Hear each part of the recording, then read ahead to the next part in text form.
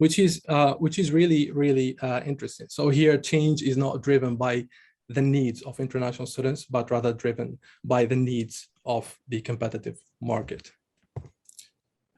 Okay, so the other problematic part is that once you get out of that Starbucks, you see that Starbucks coffee are actually changing their sign now. So they are charging you twice the amount, and also now they are changing their sign. They're making it a bit more confusing. So now it reads Starbucks coffee, equal, diverse, and inclusive. So now you are really shocked. You are paying twice the amount, and you go out and you see that they are saying that they are equal, diverse, and inclusive. So how does that work? And that's basically part of my research. So among the concepts that I'm going to be using repeatedly in this presentation is essentialism, a very popular word in intercultural studies. And simply, for me, I see it as attributing an essence to one's being and mobilizing that essence to define and predict one's realities, attitudes, and behaviors. I also use the word agency, which I see as one's ability to navigate grand narratives and essentialist preconceptions ingrained within structural fabrics. Whether that agency is clear, is expressed or not, it doesn't matter, but I see that it is always there. Grand narratives, these are influential discourses, ideologies, and statements about one's being that can yield an us versus them situation. Generative mechanisms, this is a very important expression I use, which I see as factors that contribute to the shaping of one's being or reality. So the fact that you pay huge fees, the fact that you go through special airport lanes, the fact that you go through tough visa procedures and you do police registration, these are all generative mechanisms that control the experience. And I also use and differentiate between what I call a promoted reality and an endured reality. So a promoted reality is the image disseminated by UK higher education institutions to frame international students' experiences, while the endured reality is what actually happens to international students. It is the actual experience endured by international students. Okay, some theoretical bits. I'll just go through this quickly. So throughout, I would say, the times, we can distinguish intercultural studies, like we can put it into three different ways of approaching research in intercultural studies. So I would call one cultural fundamentalism, the second one cultural celebrationism, and the third one perceptual interculturality. So basically, cultural fundamentalism is literally what the title entails. So culture is perceived as distinct and incommensurable. Relations between bearers of different cultures are intrinsically conflictive, and human nature is xenophobic. So within this paradigm, culture kind of determines the behavior of people and also puts us into an us versus them situation that cannot be transcended by any means. So cultural fundamentalism fixes the boundaries between groups in an absolute and artificial way and perceives the humans literally as robots programmed with cultural rules. So relevant things that we can see here are like West versus the rest, how this cultural fundamentalist paradigm leads to an idea about the West as developed, advanced versus a rest that is maybe an East or South that is not developed, not advanced, and so on and so forth. Cultural celebrationism, on the other hand, is literally what is currently trendy in intercultural studies. While the majority of research pretends or strives to be processual in a sense, what it ends up doing is just celebrating cultures, which is really problematic. So bicultural celebrationism here, or multiculturalism, the understanding of diversity is seen as people from different countries. They have different cultures. And these cultures, they can only be learned about and tolerated rather than transcended. So still here, the biggest thing that is in action is the grand narrative that decides whether someone will behave in this particular way or in the other way, which is really problematic. So this one has been described as Janusian by Fred Durbin. So Janusian interculturality, Janusian is from the god Janus, so a god with two faces. Recidivist by MacDonald and Holiday, Neo-Essentialist, and it is also part of the neoliberal university, really. And finally, perceptual interculturality. I would say that perceptual interculturality is the best of the three. Of course, there are many sub-theories and standpoints that exist within each big expression here. So here, perceptual interculturality looks at interculturality from within as much as it looks at interculturality in between. So basically, it doesn't, in my view, perceptual interculturality does not distinguish between culture and interculturality. There is interculturality within the cultural itself. So individuals here reify cultures while at the same time making culture. As Bowman said in 1996 book, very interesting field work. What we can see here as relevant theories or ideas is Durbin's liquid interculturality, Holiday's small cultures, cultural threat as well, Agar's concept of cultural translation, the concept of third space, and so on and so forth. So what I'm putting forward here is that the university or higher education institutions in general, they are following a multiculturalist agenda when dealing with the international student.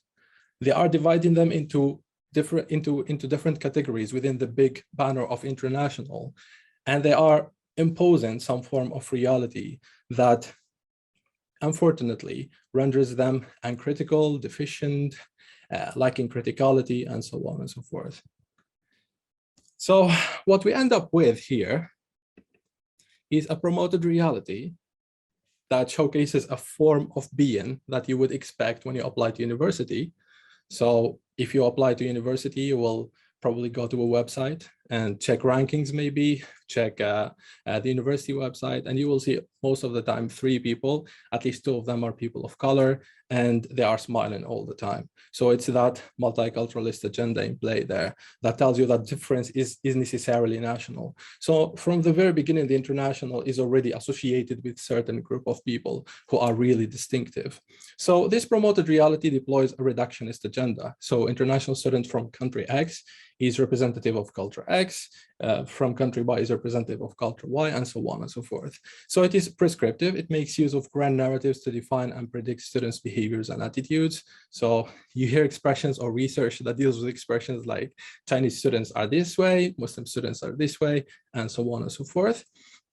It adopts a neo-essentialist understanding of diversity, which undermines any potential for intercultural mutability, and it actively co-opts void terminology to conceal its reductionist agenda. So think of anything like equality, diversity, inclusion, global citizenship, and so on and so forth. On the other hand, facing that is an endured reality or an endured form of being. So the endured form of being is what the actual international student goes through. And this endured form of being recognizes intercultural mutability. So the person is no longer representative of the country they come from. There isn't that reductionist element there. So this reality seeks to uncover the generative mechanisms that sustain the label and homogenize students and their experiences. So instead of looking just at the experience and concluding that certain people from certain cultures are representatives of those cultures and will behave in a particular way, it looks at the generative mechanisms that frame the international within a particular framework. So looking, for instance, at airport lanes, visa procedures, fees, and so on and so forth as ways that other the international, as ways that make the international feel or think in a particular way. It adopts most of the time a non-essentialist understanding of diversity, which prioritizes students' constructed forms of belonging and seeks to locate interculturality from within. Just as I said before, it is rarely projected within higher education institutions' promoted reality, simply because it's not promotional material. You cannot go to the international students, try to recruit them and tell them that you'll be separated into a specific lane at the airport, or you will have to do policy registration. It's not a promotional material. And it is endured because agency is actively restricted via several generative mechanisms. So here agency, while it is expressed actively, sometimes students cannot change things. They cannot just change the fees, they cannot change the restrictions, they can just live with them. Okay, so what I want to present today are just 2 themes out of many themes in my research. And this one is borders and policies. The second theme is intercultural experiences. So One of the very first events that impact the trajectories of postgraduate researchers labeled international is their encounters with borders and policies. So these are inevitable set of procedures that any PGR will go through, but they have varying degrees. So for instance, me coming from Algeria, applying to the UK, I will go through certain procedures that make me feel that I'm not a home student, definitely. So from the very beginning, I am different. And the difference is not because there's an essence to it. It's just different because you have to be different for certain purposes. So the other thing is that there is some form of hierarchy. So an Algerian or Saudi Arabian student, if they go to apply for university, once they are in the UK, they will have to do a police registration. They will have to go to the police and tell them, hey guys, I'm here. And then every 2 months, like whenever they move houses, they go to the police and tell them, okay, I'm still here and this is my new address. So there's already that feeling that you are some form, like you are dangerous in a bit. You might commit some criminal offenses. While, for instance, a US international student will not go through police registration because they are not as dangerous as me. So among these mechanisms that lead to this restrictive reality, we have dedicated airport lanes, visa and work restrictions, policy registration, and regular location updates, and high tuition fees. So starting directly with the data, with the findings that I have. So this is Stella, one of my participants. She's talking about the airport experience. So Stella here says you feel like you are a prisoner. They don't try to make you feel like part of the society. You will always be kept on the side, even the moment you walk in. And like the airport, EU and nationals go on one way, international students wait 3-4 hours. I didn't even expect that that would happen, like 3-4 hours in an endless line. You have to fill in everything and it has to like fit in under one of their labels. For instance, I don't identify as an Arab and I always put other. You have to label yourself. They keep saying we are not racist. And then they impose labels like Asian, mixed background, Black. What do you call this? It's like two faces to the same coin, same story. And then when it comes to the policy registration, I don't know, I would consider it like, and the monitoring bit. So here from the very beginning, you can see that a label you need to fit in one of the labels. And this is one of the first events that shape the IPGR experience, is that you have to have a label from the very beginning, and this will follow you afterwards in every part of your trajectory as a student here. So such events exacerbate the already existing feeling of otherness and even result in anxiety, silence, and self-attributed deficiencies, as we will see later on. So here Stella follows with an analogy about the policy registration and the airport experience. Just like I told you earlier, everyone belongs to a certain package. Paradise, gold, and silver. It's all like literally dealt with like a company selling products and services, and it is degrading from the best to the worst. You feel like you are stuffed on the side, as if we are more likely to do criminal stuff, or we have to be closely monitored. That's not really like respectful, to say the least, to us as human beings, and to them as like a community or like an organization that says that they like hold international values. So the analogy put forward by Stella conveys a prominent feeling of imposed deficiency among cohorts of international postgraduate researchers. So she claims that labels mobilized by higher education institutions mimic the set of packages that we can find in the tourism or entertainment sectors. So the labels are not innocent administrative terms. They are no longer innocent. They define the status and experience that the student is expected to receive, in addition to the obligations that they must commit to in order to maintain their legal status. So according to Stella here, the way the actual experience is packaged implies that international postgraduate researchers are more likely to commit criminal offenses, and therefore a monitoring system in the form of policy registration is necessary. This contradicts with the promotional slogans within higher education institutions which advocate international values. So here, the very first question, again, going back, equal, inclusive, and diverse. Where is it? We're still looking for it. Rachel here is talking about the airport experience, and she also shares the same feeling. She just felt that they are separating us because they might kick some of us simply because we are international. So here she says at some point, what if they are separating us because they are going to like deny us and kick us back home? Another feeling shared, or the same feeling shared by Mustafa. So he provided a picture and he said that it is from The Guardian. And he says here, I argue that the meaning of a land differs from one to another. For example, the UK is a home to British, while it is a Western European country to get a degree in English language temporarily. The UK border is the first place that eliminates who are the local and who are not, according to their identity on the passport. So until now, are we still international students? Are we still like within the same scale as home students or not? Is the same question that repeats itself. Alice sharing the same, talking about the same experience, but she's talking about it like from a privileged point of view. So here Alice is saying the European or UK students get more privileges than me, for instance. It's all about privilege again. Maybe they are considering that I may stay here, but it's the stereotype that they are more of a citizen than any international student. So there is the hierarchy, if we may term it, where you see that the home students, UK or European, are perceived as being there, and then they have got their privilege, they've got everything on top. Only if they want to access it, it's up to them. It's their choice. For us, we don't have the choice really. So to climb the ladder, we actually need to go through loads of hurdles.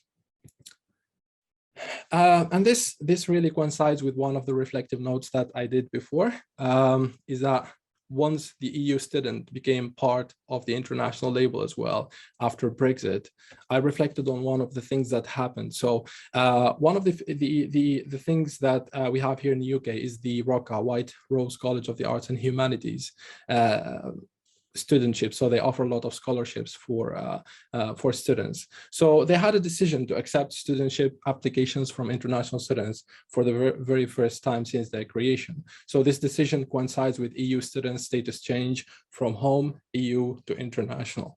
So at the time of editing this reflection note, I grappled with several questions.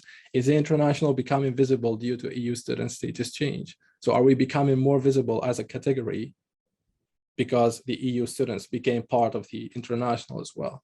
Is really a problematic thing to question here. So yeah, just to sum up the borders and policies, basically the recurring encounter with borders and policies impacts a significant part of international postgraduate researchers' experiences. These hurdles serve as the generative mechanisms that dictate the status quo. So we have policy registration and monitoring, rigorous visa procedures, dedicated airport queues, and other events are all implemented to engender a state of difference.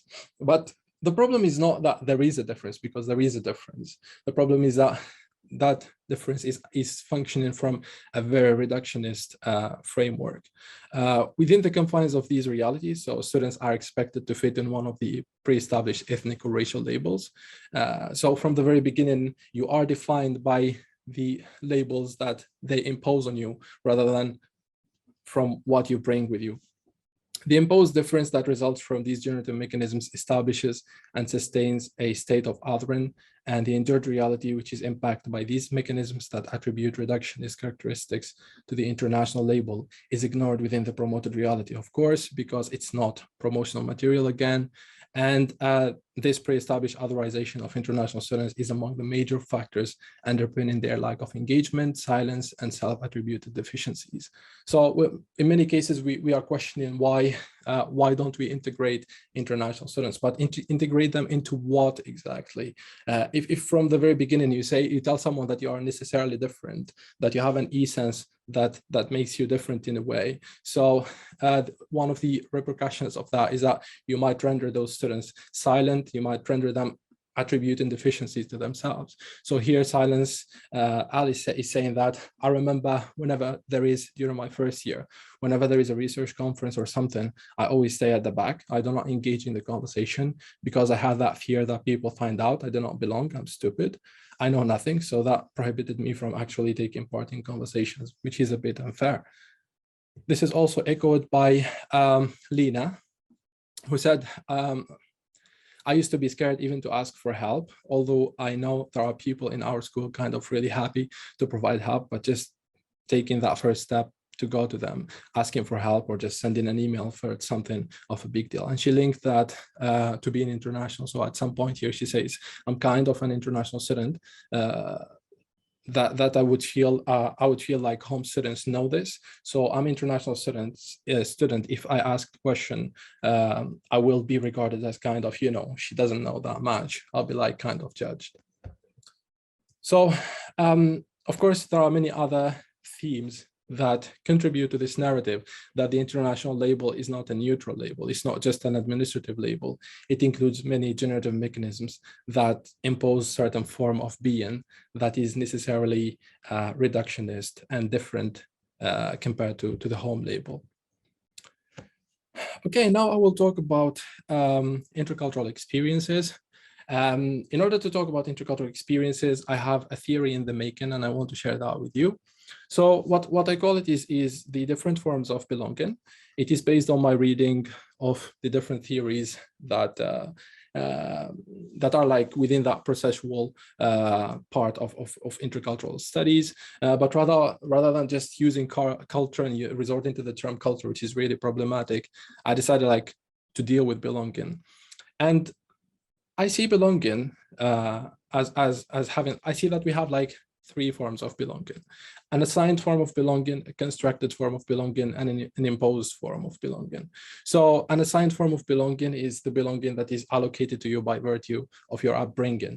So it depends on where you were born and your family. So your upbringing will kind of assign you certain elements that you don't question at first, but once you start growing up, you start questioning. So it does not necessarily reflect our own stance, beliefs, practices, and worldviews, but it really has an influence. So for instance, I was granted a membership within a middle-class Arab Muslim community due to the context of my upbringing and my family affiliations. I cannot control that assigned belonging, and it still exerts that influence on me. Whether I agree with the elements of that belonging or not is another question. Constructed belonging, on the other hand, it results from actively navigating and negotiating structures. It is facilitated by agency, and it is where assigned structures are dissolved or reinforced. So there are several elements within the assigned belonging that once we grow up, we start questioning. So we grow up with many practices, with many traditions, with certain religions, with certain languages, and so on and so forth. And within this constructed belonging, it is where we actually start questioning those things, start navigating them, start constructing our own version of that belonging.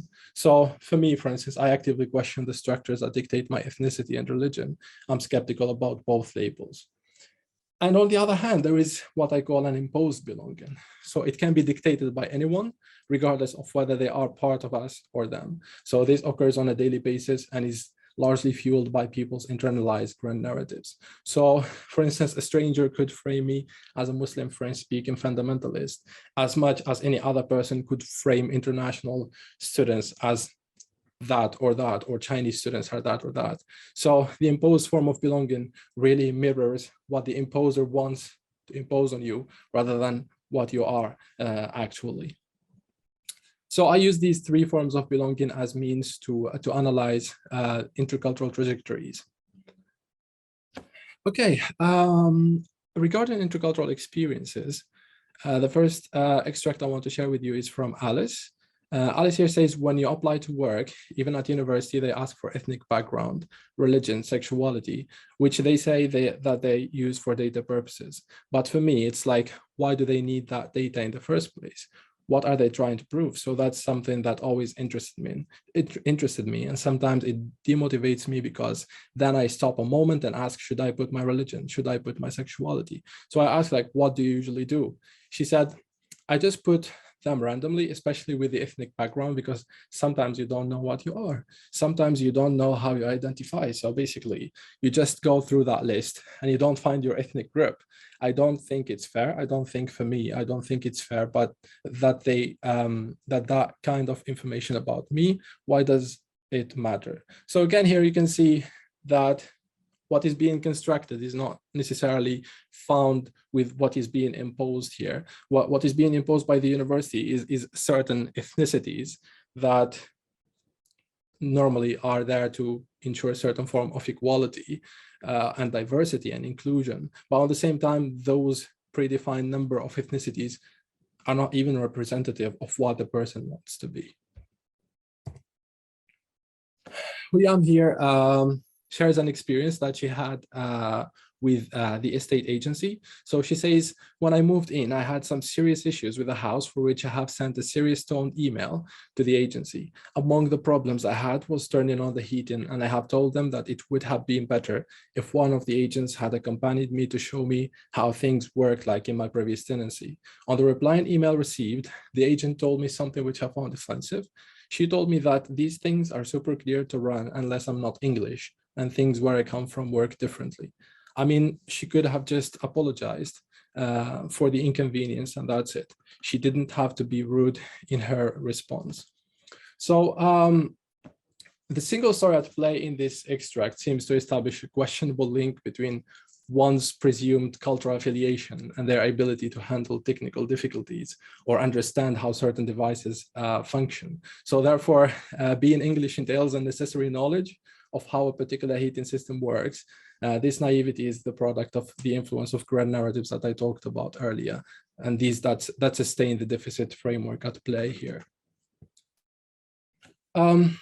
Okay, this one was rather shocking for me when it was shared with me by Alice. She said, I experienced racism at university premises in invigilation. It happened twice, actually, and I just remembered that. One with the lead invigilator, an old person. Basically, we were invigilating, and by the end, he was holding the papers all by himself, in addition to a bag. I had a conversation with him before, and he knows where I come from. I said, can I help you with the papers? And he was like, no, thanks. Oh, I know, you the Berbers are used to carrying heavy things. I was just biting my tongue. You the Berbers are used to carrying heavy things, as if I'm a donkey then. I was doing it out of politeness because he is an old person. So again, here you can see the influence of the imposed forms of belonging on people's trajectories, which is not showcased by any means in the promoted reality that higher education institutions keep on pushing. And that's part why I call those terminologies that they use as void and co-opted terminologies. Another event shared by Alice, the second time happened recently. My name is, she shared her name, which is a distinctive Arab name. There was another invigilator who was talking to international students, not international students. They were home students, but she thought they were international. She was urging them to come to the room, but because of the exam, I understood why they were stressed. So they were just looking at her like oblivious, and she came back and told me, you know what, most of these students are international. They don't even speak English. So this is the very first statement, that international necessarily, there's a necessity that they won't speak English. One invigilator said, are they Chinese? This is the second statement, that they don't speak English, they're probably Chinese. She said, no, they look Arab to me. And then she mentioned Alice's real name. That's where you come in handy. She didn't even talk to me. She just saw my name. And then when the students came in, most or all of them, I could hear the accents. They were speaking English with British accents, and most of them seemed to have Asian backgrounds like Indian or Pakistani, but most of them were actually British citizens. She said, real name, that's where you come in handy because they looked Arab. So Alice's account of the reductionist images, the two images that we've seen right now, that she was put through is indicative of the masked precarity that international postgraduate researchers have to handle on the go. So such moments of disillusionment are very revealing, especially when juxtaposed with the poisoned discourses that underlie higher education institutions' promoted reality. The latter, the promoted reality, excels at co-opting the necessary keywords such as inclusion, diversity, global citizenship, and so on and so forth. Recently, compassionate curriculums as well, that allegedly shape the strategy, the regulations, and the plan of action at play. However, it is only through these appalling events that the endured forms of being come to the form. It is rare for similar events to erupt a massive call for action. For this reality, for Alice's narratives to really to gain well-deserved attention, they need to navigate their way via a spectrum of institutional fabrics where they eventually get polished strategically and sometimes even exploited to project an equal, diverse, and inclusive university image, exploited in a similar fashion to how Pride, Me Too, and Black Lives Matter movements are actively mobilized by neoliberal institutions. Okay, just another extract by who I am here. I have moved recently to a new place run by an agency for a landlord with whom I had direct contact. The day he came to fix the door's curtain, we had a little chat. He told me that the agency told him I'm not an English person, but my English is so good for someone who is not English. He asked me where I'm from, and I told from Algeria. His response was interesting. He said, oh, l'Algérie française. And I told him not since 1962. He laughed and said that this was all he knows, as it is what they had taught him back in school when he was learning French. So the landlord's reaction here to Huyam's response about where she comes from unveils a very demeaning grand narrative at play. L'Algérie française is a single story that the landlord held about Algeria. The spontaneity with which he uttered the expression is indicative of the sustained influence that the school teachings that shaped his upbringing still exert on his worldviews. So these are just examples of how assigned forms of belonging, constructed forms of belonging, and imposed form of belonging are in play. It's still a theory in the making, but I just wanted to share that with you. Just for time constraints, I'll just jump to the final slide here. So we can see from, like, at least from these brief examples, that the international as a label is not neutral. It's not something that you use just to describe students for the sake of describing them because they come from another country. It comes with restrictions. It comes with ways of othering. And that's the part where I'm interested. So what we see as promoted is usually what is not endured at all. So what is promoted, for instance, is the international as a neutral word that designates students that come from another country. But what is endured is the international as a problematic word that insinuates deficiency, lack of criticality, and a necessary difference. What is promoted is a diverse campus based on multicultural understanding of diversity. But what is endured is a superficial understanding of diversity that frames students as pre-cultured flag bearers. What is promoted really conceals the generative mechanisms that yield the inequalities endured by international students. It's not, as I've said, it's not a content that can be marketed. On the other hand, what is endured reveals the intricacy of students' trajectories and the demeaning structural fabrics that otherize international students. So we have borders and policies, differential treatment, and uncertain trajectories after study, and so on and so forth, just because of the limitations of time. There are many, many, many generative mechanisms that I cannot just talk about. The promoted reality is rife with buzzwords and void statements. So we have equality, diversity, inclusion, global citizenship, yielding a commodified experience, while the endured reality uncovers the endured realities experienced by students, yielding intricate and non-reductionist experiences. I just copied this morning this part from a blog I wrote some time ago. It's about why am I international, that deals with tuition fees. So am I international? It's more about having to be rather than wanting to be. I have to be international to sustain the reductionist category. I have to belong to the label in order to be subjected to virus restrictive measures before, during, and after my degree. As long as the chain of generative mechanisms that sustain the current status quo is rolling, there isn't much to do to redefine my own trajectory as a student and as an individual. The international is alien for fee, settlement, and support purposes. The same international is not alien for global citizenship, internationalization, and cultural celebrationism purposes. And I will end with that. Thank you so much.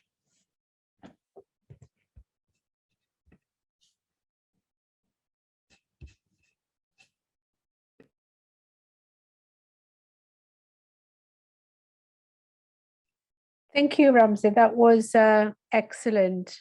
What a great introduction to the afternoon. So many interesting themes that come out of your presentation.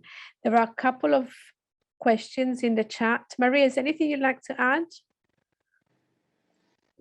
There's a couple of comments. One is what is the justification given for charging domestic and international students different rates?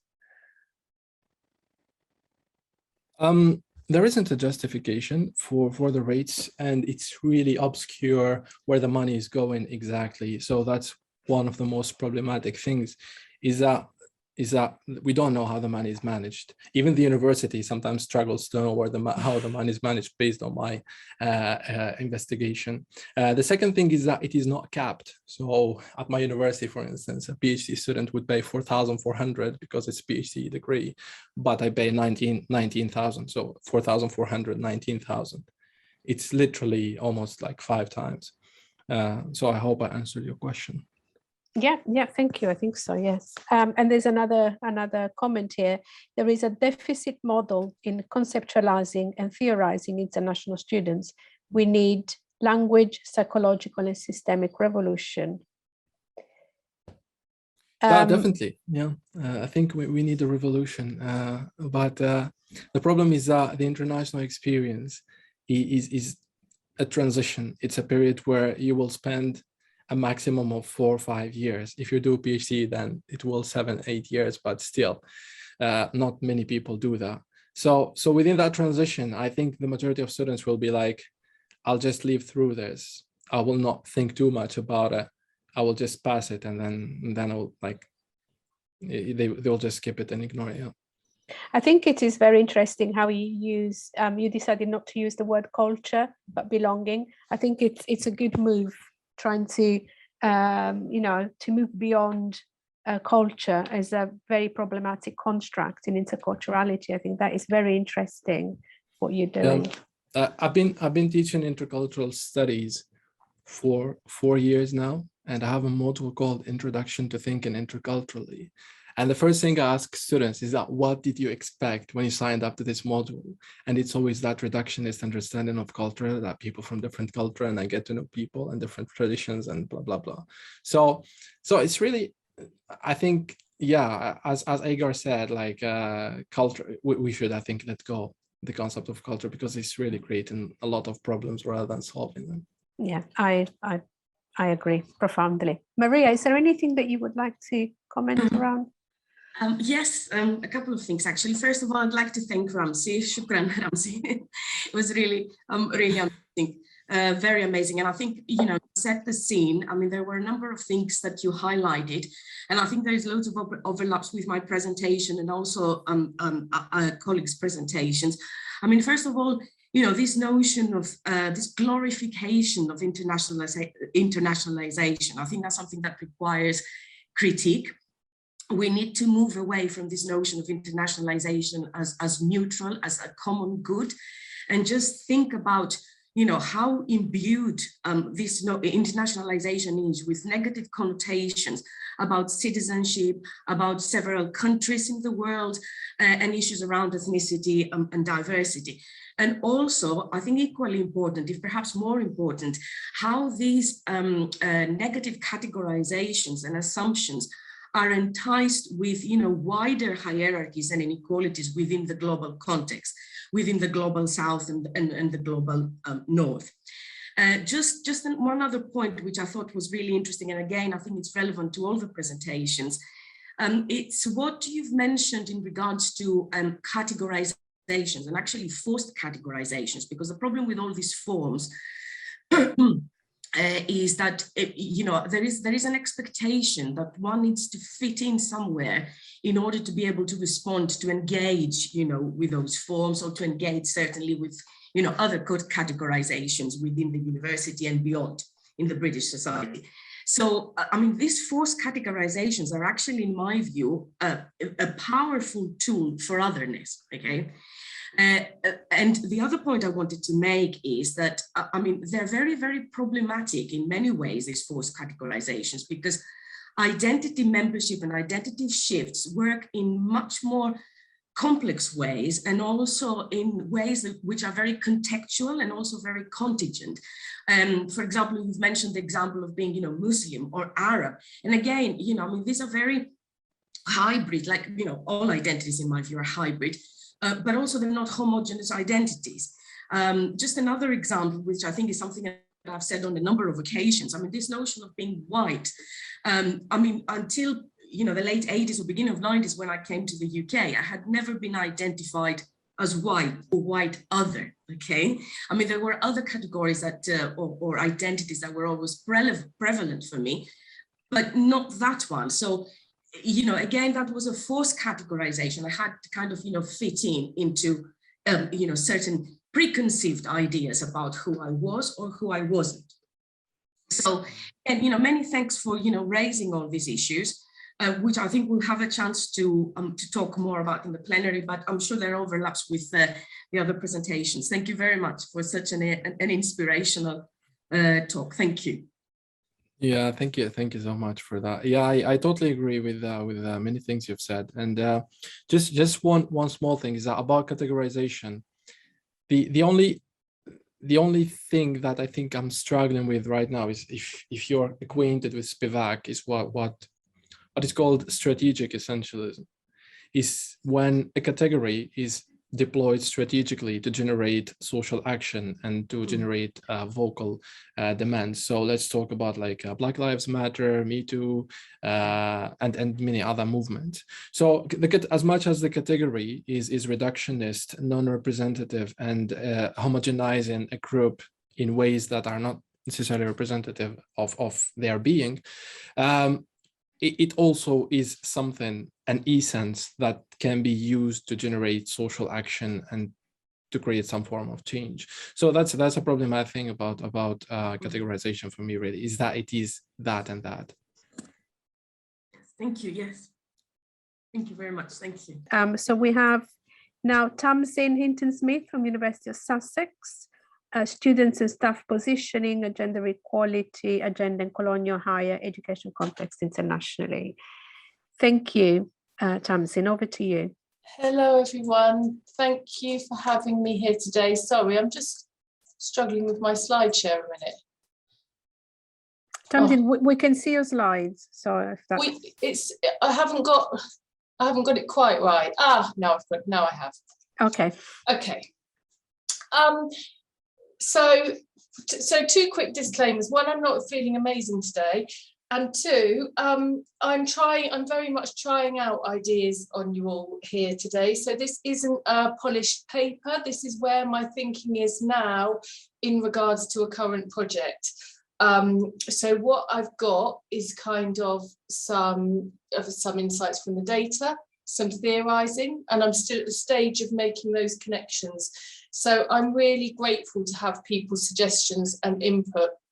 And this is kind of a game of two halves that I will probably just skim through the kind of early project description stuff just to let you know a bit about it, because then I want to be able to focus on the data and some of the theories that I think are relevant to that. And I might just come to a cliff edge where I just need to stop and don't get through it all. So I'm just making a note of the time as well. So just to give you a little bit of background about the projects that I'm talking about, the projects that I'm leading, Gender on the Higher Education Agenda, Learning Agenda internationally, is funded by the British Academy under the Global Challenges Research Fund. And it has these aims here around bringing together interdisciplinary teams from around the world and enhancing understanding and responses to global challenges through this, including in education. And here there's something about the GCRF remit, and it's been really important to me as a feminist sociologist to be very reflexive about the process of this research and the politics around it. So I'm obviously very grateful for the funding to do the research, but I think if you look there at the remit, there's some need for awareness about the kind of problems of how that sets up the international relationships in the research that we want to do together. So the partnership is between the University of Sussex, where I am, and 4 other universities: Nazarbayev University in Kazakhstan, Qadi Ayad University in Morocco, OP Jindal in India, and the University of Ibadan in Nigeria. And we're an interdisciplinary team as well. So we've got academics from education, from literature, from chemistry, and from climate change. So that's been part of the real richness, as well as a challenge of working together as a team on research like this. The team's also made up of a number of wonderful research assistants, and we're all at the stage now of working on lots of different dissemination, publications, reports and presentations like this in different groups within the research team, and individually representing the team as I am here today. So these were the 4 research questions that we set out with, which are all around the presence and absence of gender in curriculum across disciplines and across country contexts. What's driving the inclusion or exclusion of gender in higher education teaching, and what are some of the challenges and opportunities? So I think that's important to know what we were asking participants about, to then see some of the responses that we got and where gender inequality gets located in the research. So the research design, it was very important to this that each of the 5 international case studies has been led by local research teams. It's not led from the UK. We're each leading our own research in our own country contexts, working together with the intention of multi-directional knowledge sharing to learn from each other. The research has consisted of staff and student online surveys and interviews, and we have developed the analysis themes together. Country teams have carried out their own analysis, but we've been in constant dialogue together. And we also undertook a series of reflective team methodological focus group discussions with that team of 10 you saw, because we wanted to reflect on the politics of the process of the research as well as we were doing this. Now, this is something that we said in the proposal, and I like to return to this because it kind of sounds so grand and ambitious and well-meaning as you have to sound in your bid to get the funding. So we said at the project core is an intersectional feminist decolonial consciousness that promotes an ethical, collaborative and plural understanding of good practice in mainstreaming gender in curriculum and pedagogy, that the partnership approaches of co-development from commencement rather than best practice transplant of knowledge to LMIC and UMIC countries. The project logic is of best practice exchange, including cultural and linguistic understandings, building context-sensitive insights that also have relevance across other emerging and established democratic contexts. Now, I very much meant all that and hold on to all that, but I'm also constantly aware of the need, nevertheless, to interrogate the tensions in upholding these aspirations as our best intentions to work in equitable ways rub against the constraints of persistent, inequitable, historically rooted structures.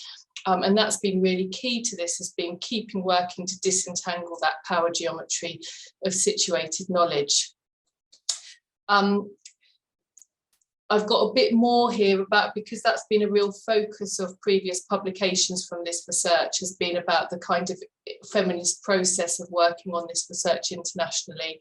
But I think I'm not going to pause on this too much here beyond just showing that there.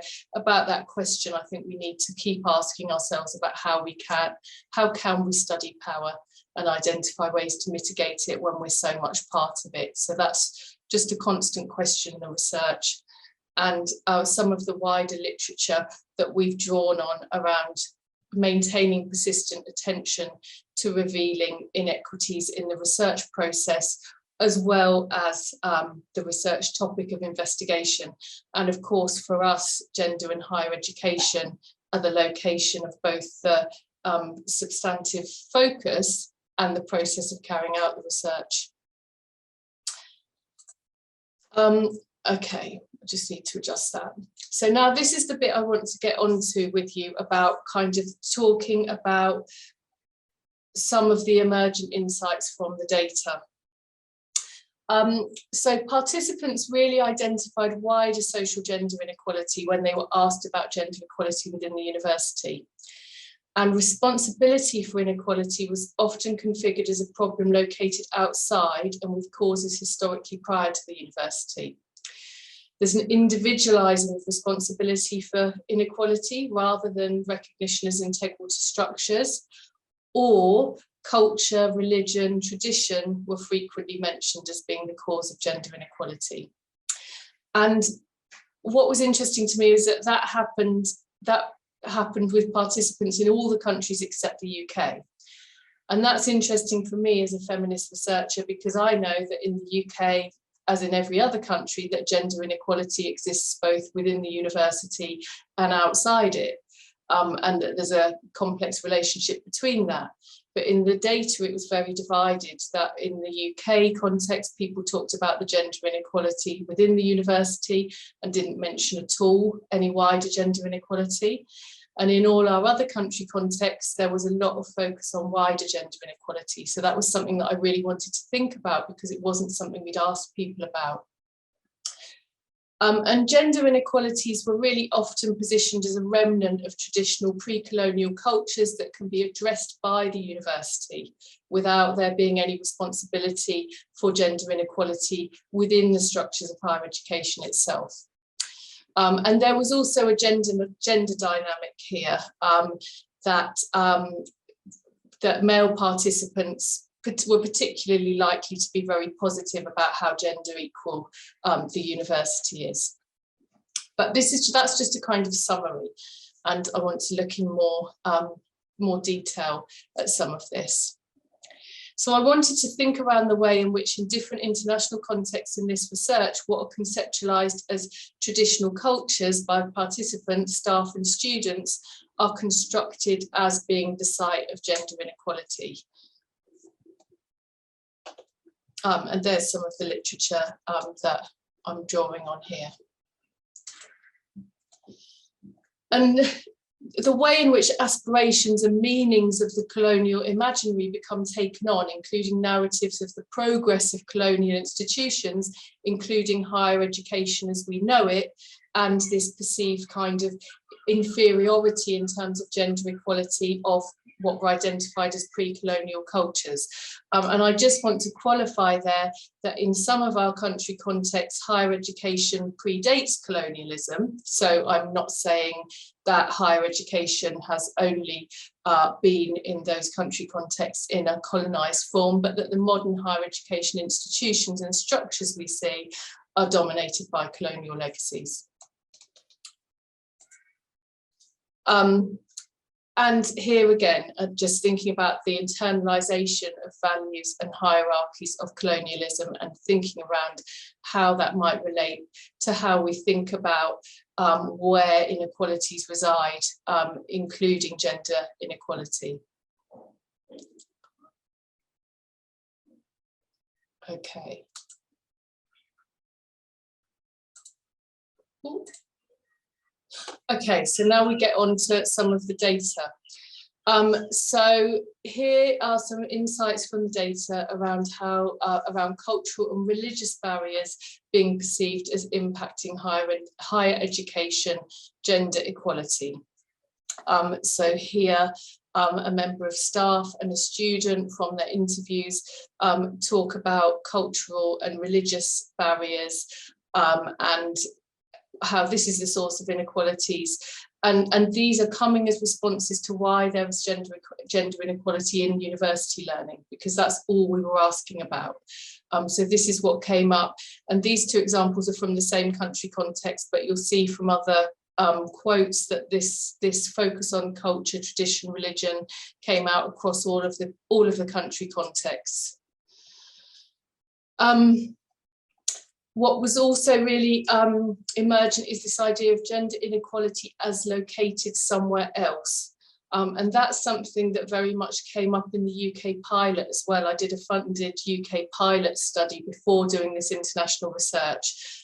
And very often, not so much university students, but university staff would locate gender inequality as belonging somewhere else. Gender inequality needs to be resolved in primary and secondary education, or gender inequality exists in other universities or other academic disciplines, but not in this university or academic discipline. And that's the kind of sentiment in the second quote there from an institutional lead in the research. And this was a really prevalent one that emerged a lot, about responsibility for gender inequality as lying with parents and families. And actually this echoes some of my other higher education work focused in the UK about young people and widening participation and university engagement, where parents and families are often positioned as the problem for inequalities within the university that universities therefore can't be responsible for resolving. So here, in different country contexts in the research, students and staff talked about how the problem is parents and families. That's what needs changing. How can universities promote gender inequality unless this starts at home? And another particular area of identification of where the problem lies is the perceived problem, the problem of women in university. And this really resonated. This particular quote came from the Nigerian data, and it really resonated with some of my previous working with Nigerian colleagues, challenges that have been identified, and also some work around students that some of my colleagues in Nigeria and at Portsmouth University have undertaken, and that has been taken up in the mainstream media as well. So this idea that women are inherently a problem in higher education, and that male staff might be construed. So this is about if there's a mentoring relationship, if male academics are mentoring female students, no matter how you do it as a male lecturer, it can be misinterpreted. So it's better if you have male mentoring relationships or female mentoring relationships. And my colleagues' research at Portsmouth and partnering with Funai University in Nigeria, identified sexual harassment as a real one of the biggest issues for young women students that they're concerned about.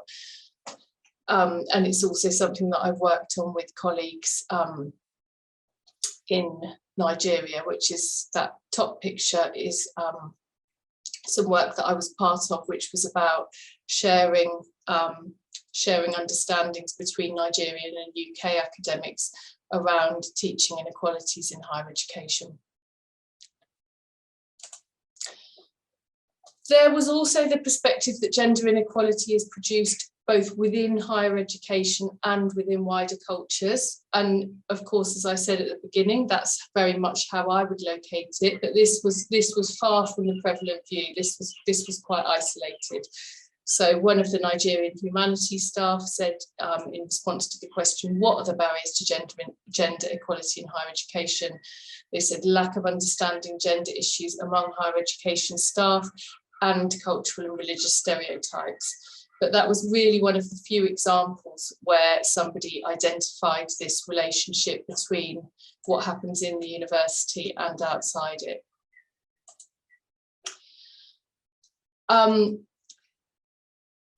As I said, it was only in the UK data that anybody really spoke much at all about gender inequality as being actively reproduced within the university, even though that's what we started out assuming, that's what we were looking for and asking people about, was how is the university gender unequal? But even though that's what we were asking about, we got very little back in terms of that. But we did, from these student interviews from the UK data, that as an 18-year-old femme identifying person, I was less likely to ask for help or feel represented in my academic school when surrounded by old men. HE was designed by men for it to become a gender inclusive environment. Institutional change is needed. The ways of learning are more conducive to males. As with any institutional problem, this has challenges. And then another student, sexism and misogyny that already exists in my discipline and in academia as a whole needs to be addressed before these efforts can be truly meaningful or successful. So that was the kind of thing that we expected to find, but didn't really find much of at all. So I wanted to engage with theories that connect gender and colonialism, and I'll then move on to a slide that shows how that hasn't been, we haven't found that relationship mapped heavily in the data in terms of what participants tell us, but it's very much been on our own thinking. So the importance of recognising those interconnections between gender, race and coloniality, and that legacy, that continuing legacy of entrenching deeply intertwined and mutually reinforcing oppressive structures and relations, not only in terms of race and ethnicity, but also other related aspects such as gender, sexuality, age and disability. But what we found in the previous pilot study was that there were perceptions of gender in competition with other facets of identity and power. So we were inspired to see that the decolonisation agenda was frequently referred to, demonstrating how this has gained momentum. However, we found little recognition of the interplay of intersecting dimensions of power, or a sense that attending to gender forms a vital aspect of decolonisation due to their deep interconnectedness. And in fact, in the UK pilot, people would quite often say, particularly staff, what's really important is the decolonisation agenda, and focusing on gender equality might take away from what's more important. And actually, that's a little bit similar to what often emerged in the Kazakhstan data for this project. Specifically in the Kazakhstan data, quite often students and staff would say, what really matters is social class inequality. And if we talk about gender, we're taking away from what we should be focusing on.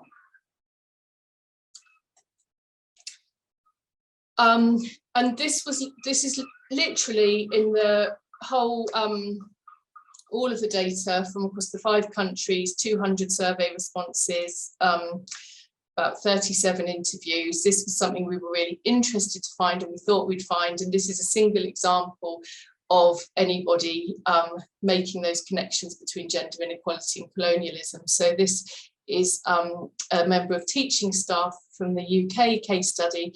I've tried to encourage gender not seen in isolation from other historical stuff. There's a module I taught called Race, Ethnicity and Nationalism. They asked me to do topics on the Middle East and Arab nationalism, the Israeli-Palestinian conflict, where it comes from, how far does it go, how far back does it go. I do a topic called Arab sexualities, and we look at a pre-19th century world, mostly the Ottoman Empire, where not so much gender, but sexuality and sexual relations seem to be much more fluid. And then in the 19th century, there's a process whereby partly or mainly under the European colonial influence, new categories of sexuality become imposed and much more rigid. And there's a tension between European Orientalist perceptions of the Middle East and then local, the sort of early proto-nationalists themselves of Arab nationalism. This allows us to think about bigger questions about what does it mean to be Arab. Arabs are constructed identity just as homosexual and heterosexual. So to think about these things in tandem, and the way in which the idea of what it meant to be Arab was very much a new thing in the 19th century, and coming through contact and tension with European colonialism and the need to define yourself against the perceived other, and so on. But that's really the only example of that kind of perspective from the research.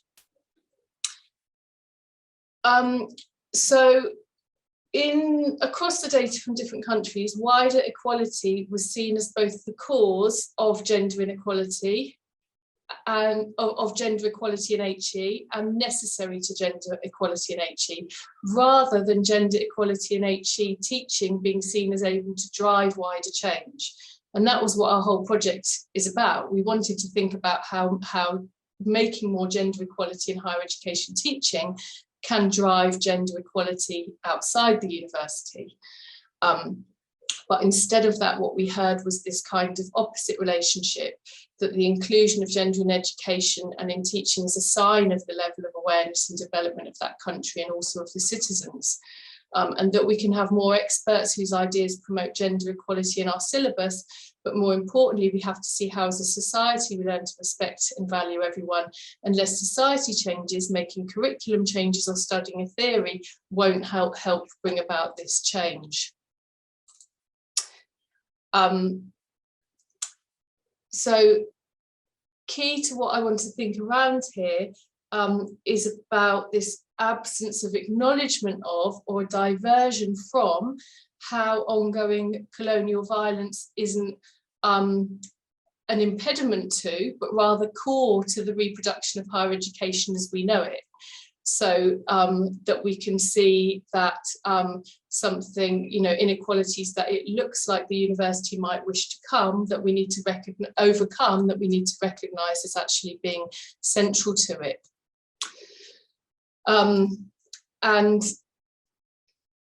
there was quite a bit in the data about the kind of inevitability of linear gender progress, that these are gender inequality is a throwback and it will change with time. Gender issues are still in their infancy because you're dealing with a patriarchal society made up of ossified structures, but we've got this gender equality agenda in higher education, so it will change with time. And you can see that comes from across country case studies. There was also quite a bit about university not being gender unequal, and you can see this comes really a lot from staff. So I don't think any group projects the inclusion of gender in my institution. I don't think there are people in my department that will reject inclusion of gender. Everyone's treated equally. We used to have men dominating before, but now we have more women. So very positive about what's happening in the university in terms of gender inequality. And because myself, I've been quite involved in my career in equality, diversity and inclusion. I've been an equality, diversity and inclusion lead. I think it's really important that we engage with that work, but I'm also very aware about how uncomfortably that can sit with agendas and that kind of appropriation and neutralization of radical agendas that can take place through EDI. And I think this is important, thinking around this theorizing here and thinking about how much inequalities like gender are really being addressed or an integral part of the university. But universities were really seen by participants as the solution to the problem of gender inequality. The role of universities becomes crucial in breaking gender stereotypes because we have students here for 3 or 4 years, so we can change what they think during this time. And in terms of skills, it's demonstrated that women today play an essential role in development. Few women arrive at university, so we talk about the glass ceiling and so on. It's good to show them that there are successful cases. And here, this is about really taking on the diversity and equality agenda at a federal level, and how enforcement is difficult, but with the head of an EDI unit, these challenges are going to be resolved, that they belong back in the olden days, but now things are changing. And here's just some more insight from the literature around the importance of acknowledging gender inequality as integral to colonial higher education. So I'm aware, just a minute or so left. I've just got a couple more slides. So I wanted to end on thinking about, so what should the agenda for gender equality in international higher education look like? These are the questions that we really want to answer in this research. And I'm thinking very much around Bell Hook's endpoint to education as transformative of power relations, drawing on Freire's concept of conscientization, which she translates as developing critical awareness and engagement to reflect on and ultimately change the world.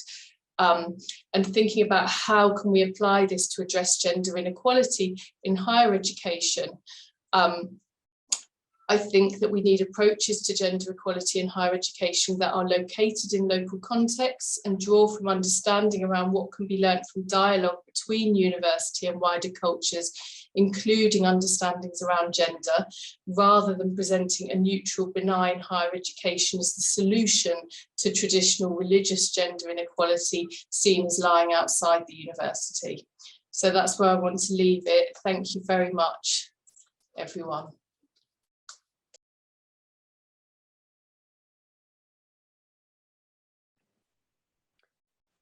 Thank you, Tamsin. Lots of food for thought there.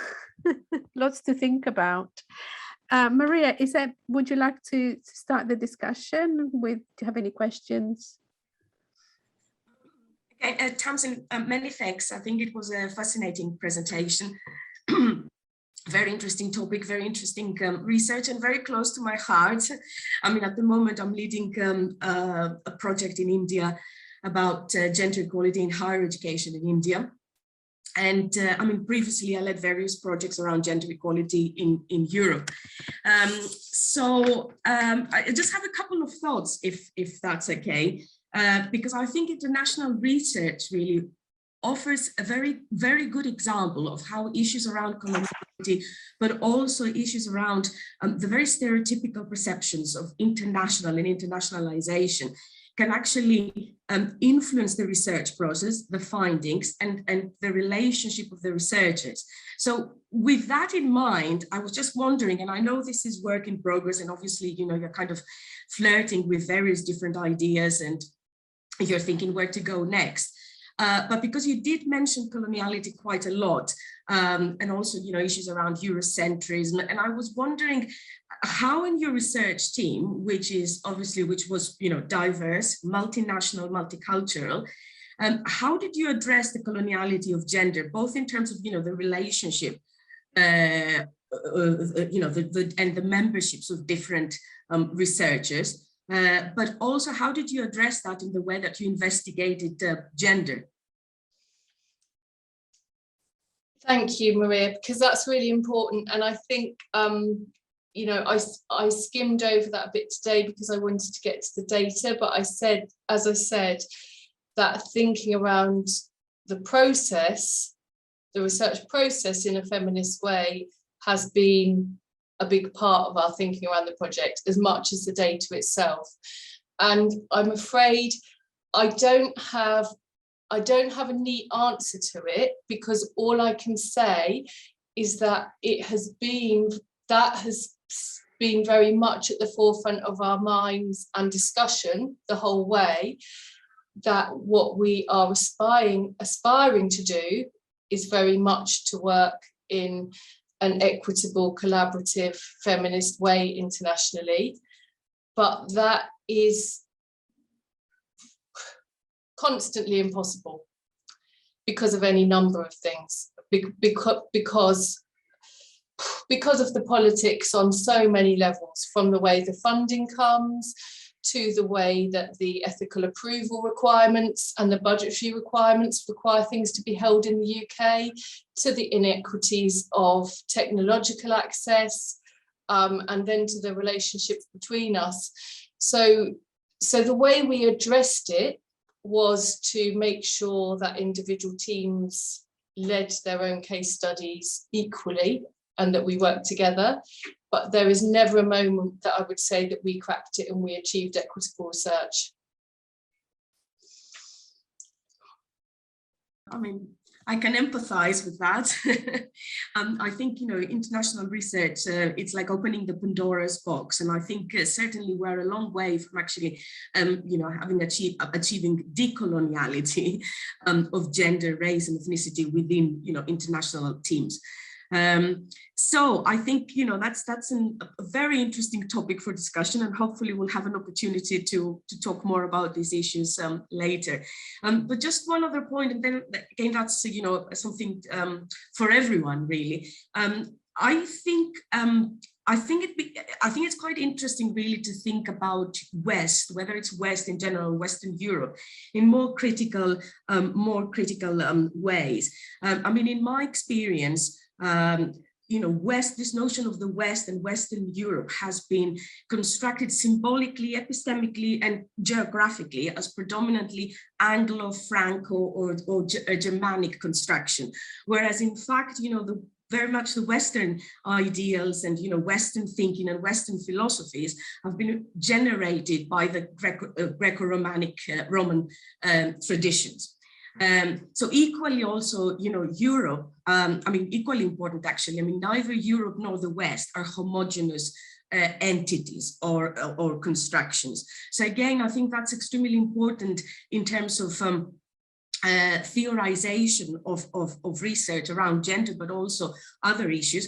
But also it's extremely important in terms of how we operate within multinational teams, international teams, where there are huge power dynamics and first class and second constructions or perceptions of first class and second class researchers, or first class Europeans and second class Europeans. And I'll talk more about that in my presentation later, but I don't know if Juliana would like to come in at this point, or anyone really. Yeah.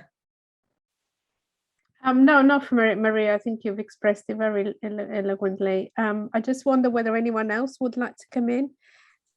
We have a comment in the chat from Gita. Important question, Maria, in relation to the coloniality of gender in research teams. So yeah, thank you. Very thought-provoking presentation.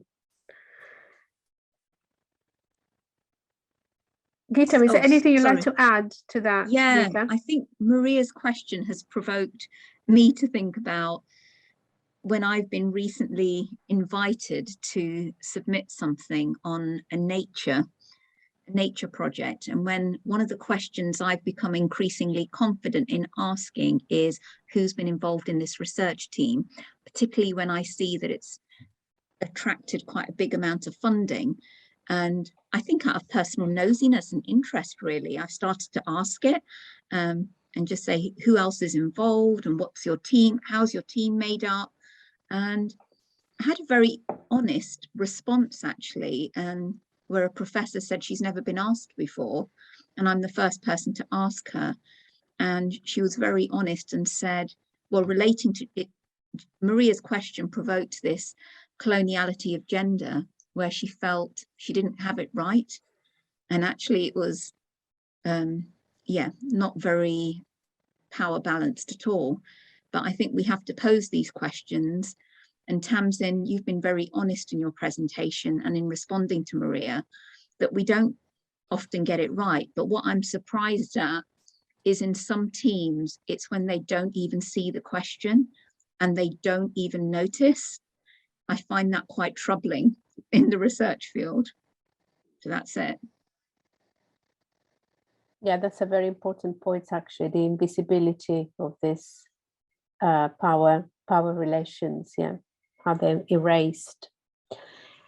Thank you. I think we can just move on to the next presentation now, and then we can always come back later to when we sort of wrap everything up, Maria, in a plenary. Okay, so thank you, Tamsin. So the next presentation is either Zhu and Jenna from Manchester. Are you able to share? Yep, you are. Can you see those slides okay? Yes, we can. Thank you, Heather. Okay, perfect. Okay, yeah, well, thank you to everyone. Thank you for the invitation. So obviously there's myself and Min and Jenna, and we'll talk about a project that we've been working on. It's sort of still in progress, and so we welcome any comments and questions later. But what we're going to do is just go over briefly go over what we've been doing and why we've been doing it, and then some of our initial findings, and then what we think we're going to do to move things forwards. But of course, if you've got any other ideas, then please do let us know. So I'll pass you over to Min to talk about the context. Thanks, Heather. So our project is situated in a practical level, in a teaching context. So it's situated in a large postgraduate taught program, which are directly related to the field of international education. So it's in the MA International Education at our University of Manchester. And this particular project is one aspect of the ongoing program curriculum reviewing, in which we want to further clarifying and exploring the existing uses and understanding of the term international by our staff and by our teaching team in the existing program curriculum.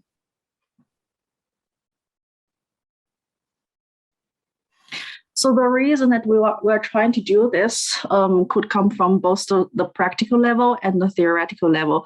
So in the practice, we as a large teaching team need to have a clear shared understanding of how the elements of international is interpreted and used in a course, different course units and dissertation by our staff and by our students. And also, we want to help our team to make the probably implicit uses of international to become more explicit in our curriculum. And so these are coming from the practical level. And from the conceptual level, we're trying to figure out or trying to explore whether there are spaces to accommodate different diverse ways of understanding and using international. And we're trying to decentering and de-essentializing the defaults or normalized notion of what international might entail. Yeah, so what we were doing with this study is we were taking an in-depth look, as Min outlined, looking at a single educational program, trying to understand a better understanding of how, even within the same teaching context and within the same teaching team, the idea of that word international might be conceptualized or reflected on differently by different educators. So the research question that's driving our study is about what are the uses and interpretations of the word international in an international education teaching program. We were interested in how international in international education was reflected in the way that the course was developed and the way that the practices were undertaken. So as Min alluded to, the study took place within our own institution, and we were considering our own courses and reflections as part of this study, but it's centered on an MA International Education program, which is a large program with around 200 students each year. And the description of the focus of the program, if you look on the website, states that it's aiming to support students with applying educational theories and ideas in international contexts, focusing on both developing existing teachers through master's education, but also supporting those who might want to transition into an education role. So we conducted this research on two different levels. One was through a document analysis of existing program documents, including the program handbook, the dissertation handbook, and then the course unit specifications for all of the core and optional course units of the program.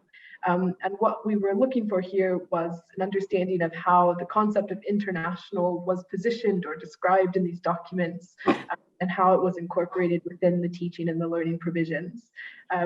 We then also did a follow-up qualitative survey, which we sent to all of the lecturers, senior tutors, and teaching assistants on the program, where we were asking them to specifically reflect on what international meant to them, and how it was believed that they enacted it within their practices for the teaching of their course units.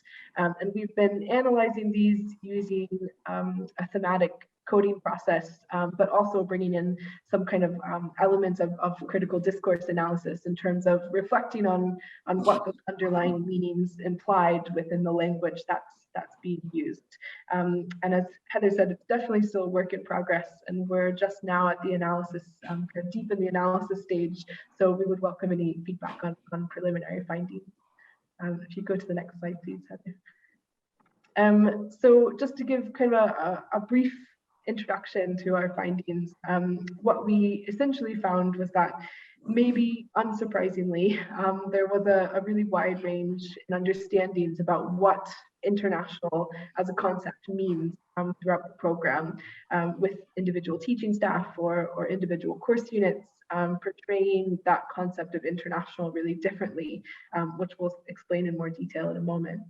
But we also found that these understandings weren't always explicit, particularly in the course unit specifications, but instead were often quite implicit in terms of the way that the words were used, or the way that words were used in the surrounding text, which seemed to imply a particular understanding or multiple understandings of international through ideas that were kind of often understated. And I guess kind of as to be expected, a diverse group of scholars and practitioners showed really different disciplinary conceptualizations about what international means, often depending on the subject of the course unit that was being taught. But I'll hand over to Min now to explain that a bit further. Thanks, Jenna. So as Jenna has said, our program involves a large team of over 200 students and around 70 staff. So our findings is situated in this context, reflecting the particular profile of our existing course units and the research expertise and the cultural backgrounds of our staff team. So it might not be able to generalize to all higher education contexts, but it could reflect some insights from our situated perspective. So as you could see in this table, these are some example themes that we got from our findings based upon the existing curriculum documents.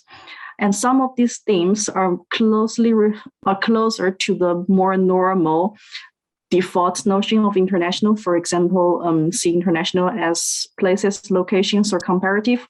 And some of the other themes might reflect more diverse, critical, less common perspectives of international. We'll go through some of them in details.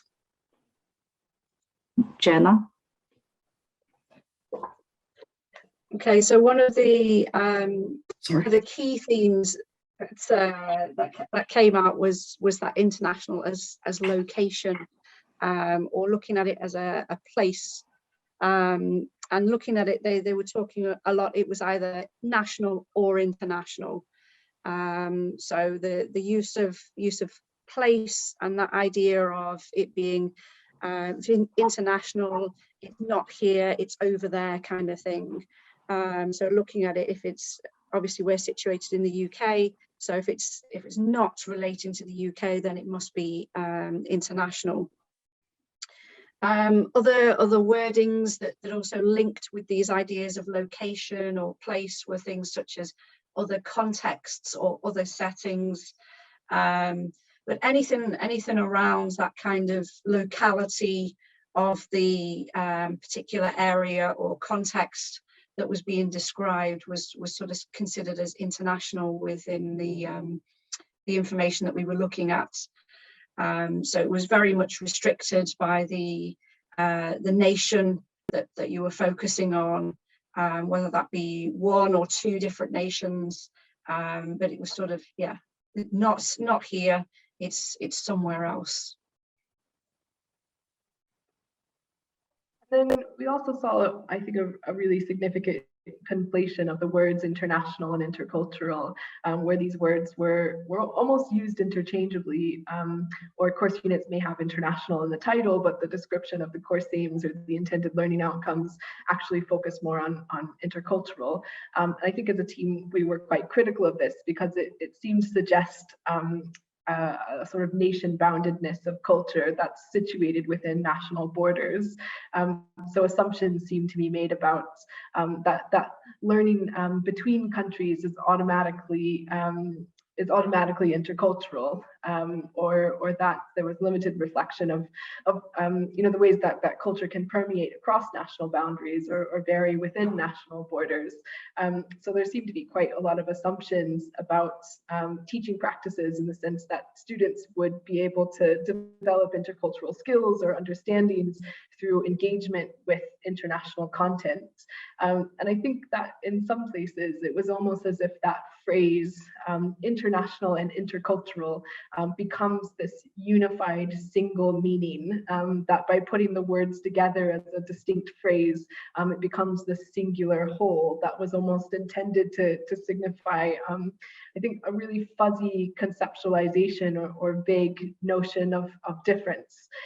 So we saw throughout the course materials this kind of throwing around of the words international and intercultural without a clear reflection or differentiation of what they might mean. If you can go to the next, please, Heather. And then in the curriculum materials, we also saw distinct differences in how international was positioned and how it was expected to be embodied within course units. Oftentimes this focused on content, so thinking about materials from other places, as Heather was alluding to, or providing a range of different examples. It might also be focused on expected applications of learning, so intended learning outcomes, for example, that students would be able to engage with a topic in different settings, so to be able to apply it outside of the classroom in different settings in their future careers, that they might be able to understand, for example, how theories or practices look different or are approached differently in different contexts. International might also refer to the students themselves. We did see some description of how this the concept of difference manifests within the classroom. So expectations that students were learning intercultural skills through engagement with people from different backgrounds, for example. But I think what we saw quite a lot less of was about international as method. So there was a really limited focus within the curriculum documents about internationalized pedagogic approaches or internationalized processes of how knowledge is produced. And what this meant was that international was often used to describe the topic that was being discussed, but not necessarily the intended learning outcomes or the description of assessment or description of pedagogies. And it also meant that classes like research methods, which typically teaches more method than content, essentially didn't mention international at all, even though it was part of an international education program.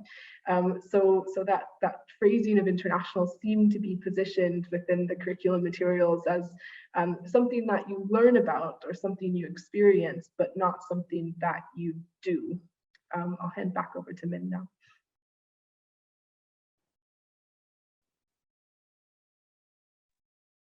Thank you. So based upon these kind of example findings, we're thinking critically to reflect upon our teaching practice and course units or program curriculum designs. And the first issue that we're reflected upon is the issue of othering. So when the existing course units describes international, they tend to refer to anywhere else, any other context which is not UK. So non-UK means international in many cases.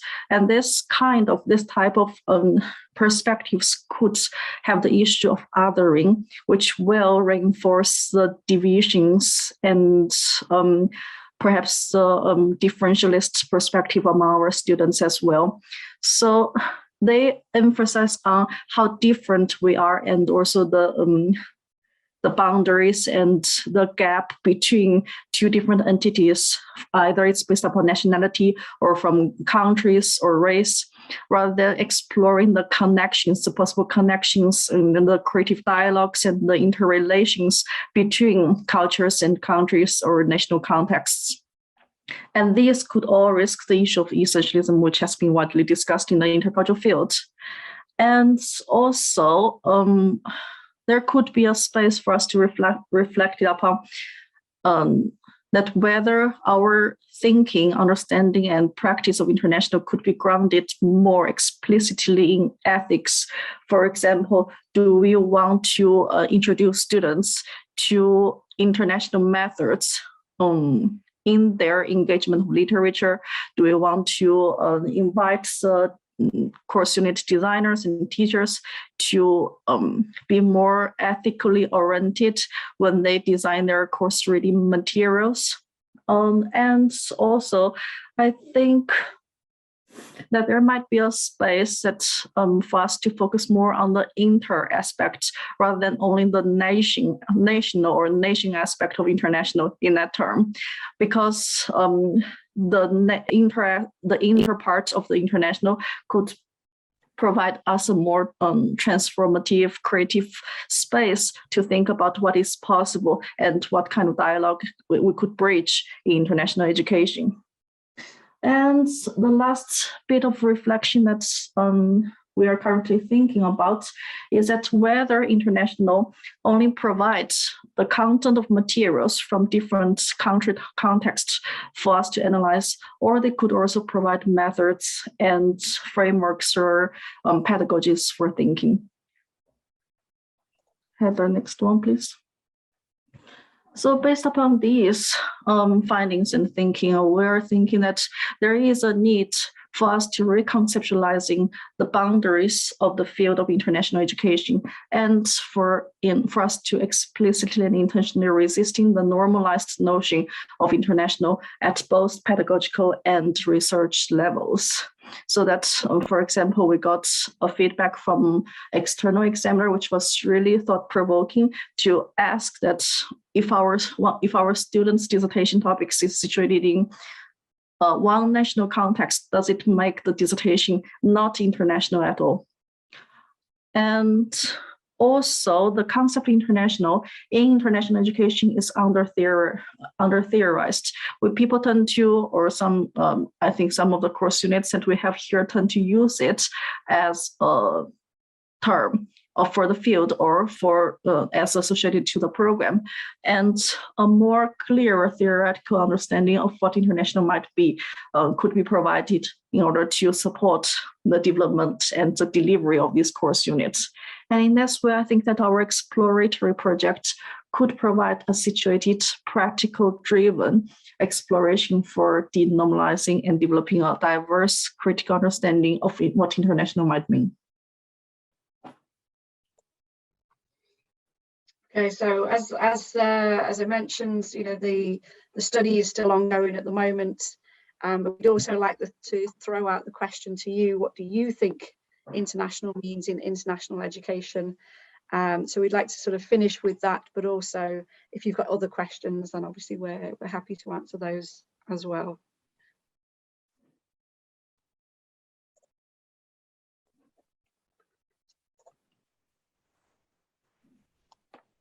Thank you. Very interesting. And yeah, I mean, I find particularly interesting this conflation between internationalization and interculturality. It seems to happen at the moment. That, students are seen as engaging in interculturality because there is an element of internationalization. There is a conflation that is very interesting, and it's obviously due to the uncritical reception of internationalization and interculturality as well. Are there any questions?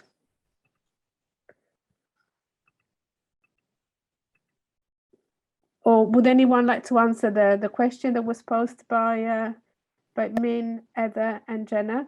What is international for you? Internationalization. How would you define internationalization? I think, Juliana, I think the last presentation raised some very important questions, really, because I think when most universities, when they're thinking about internationalization, or when they're writing those strategic plans about internationalization, they tend to focus very much around partnerships, international partnerships, student exchange and that sort of thing, which is okay. But I think, in many ways that can be very problematic, because again, when it happens without any criticality. Okay, so it's just about, some people going to another place, and coming back with an international experience.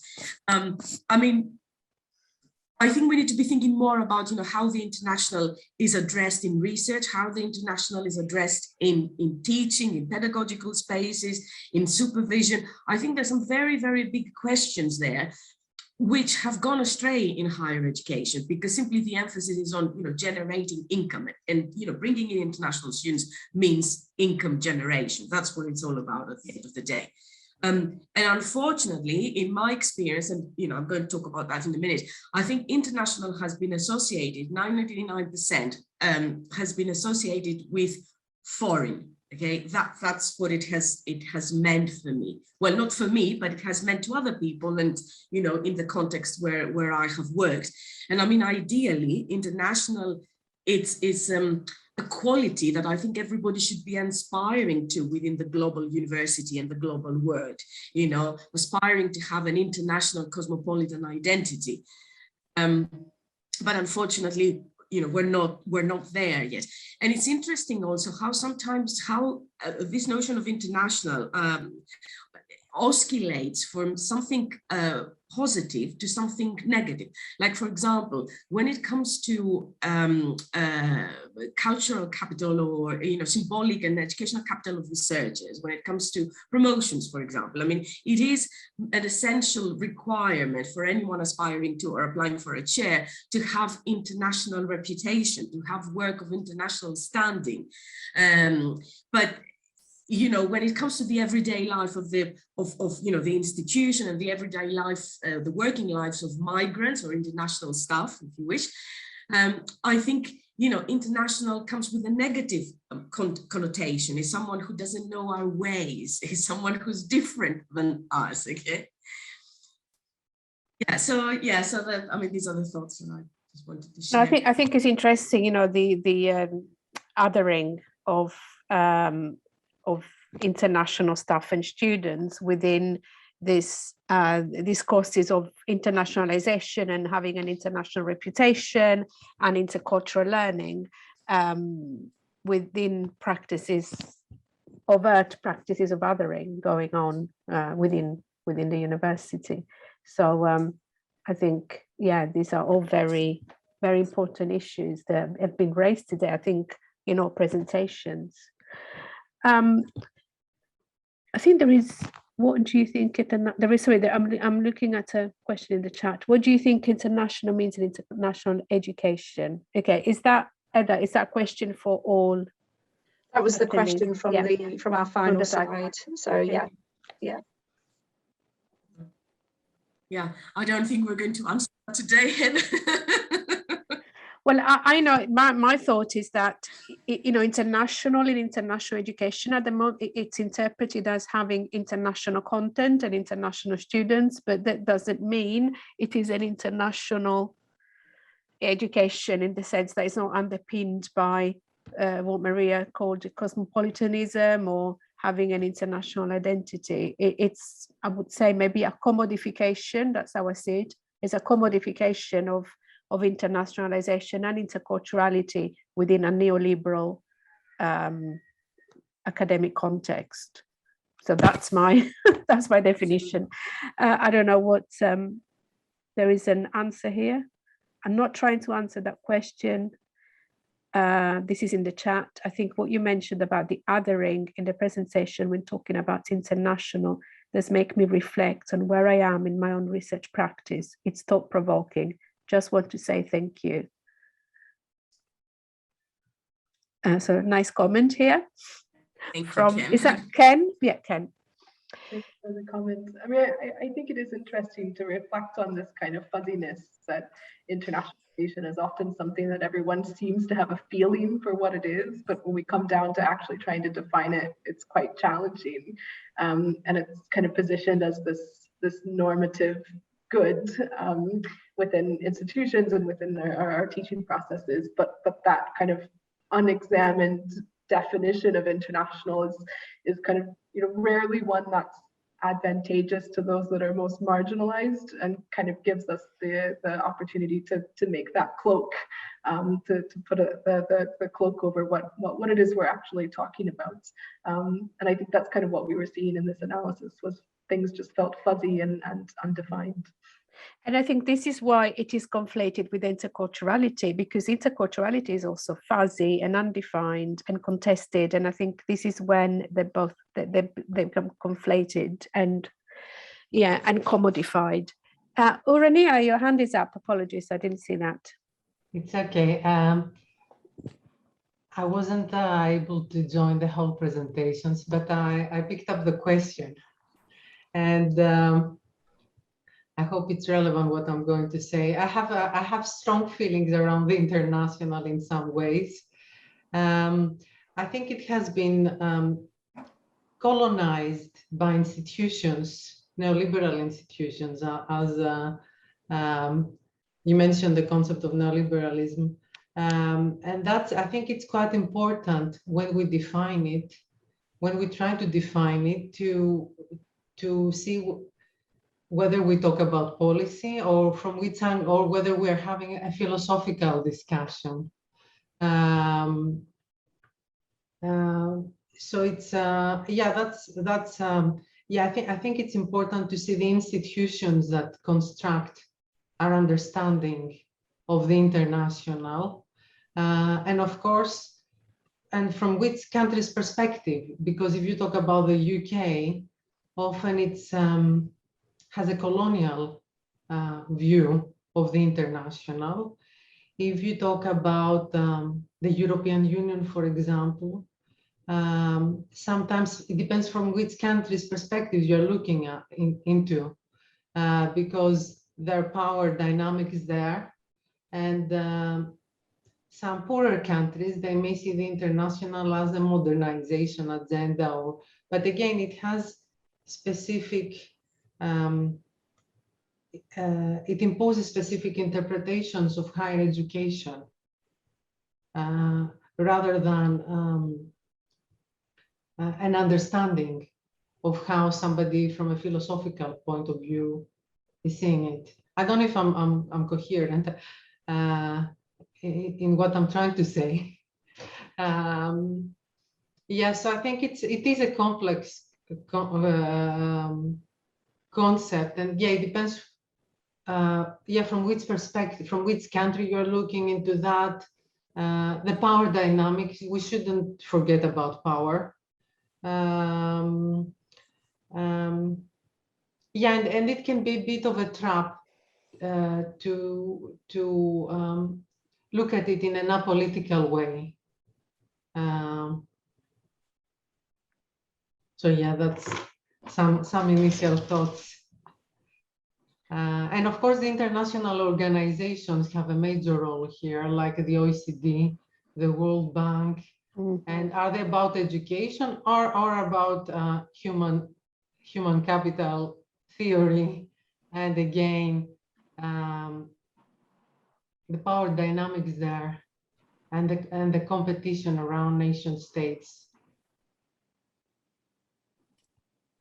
Thank you, Rania. I think what you mentioned was really important to bear in mind and always recognize the power dynamics involved in the landscape of international education. And one of the observation in our curriculum context is that so many of the course designs say that the way that the course design reflects the international element is by considering teaching practices in different countries, in different national contexts. In saying that, it means that the other country's context plays a role in providing materials to be analyzed and to fed into the purpose of the most likely Western theories or English medium theories. So that's one of the common practice, which I think is problematic, that it reinforces a power hierarchy, that who has the way of knowing and who can only provide information or materials for knowing. And I also want to relate back to the comments that Kang has made earlier about othering. I think the other side of the coin for othering is self-authorization. So on one hand, if there are fixed essentialist labels made to either international students or to other countries, other contexts, then there is also a counter process of self-othering that we are also different in comparison to them. And that might, to some extent, or in many cases, exclude home students or the, say, either UK or Western ways of knowing from its opportunities to develop. For example, I heard from one of my UK students complaining that why it's so unfair that international students have so many opportunities while he or she don't really have opportunity to engage with those teaching support or activities which are only designed for international students.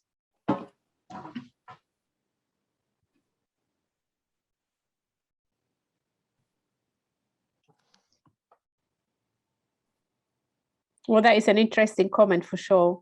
There is another,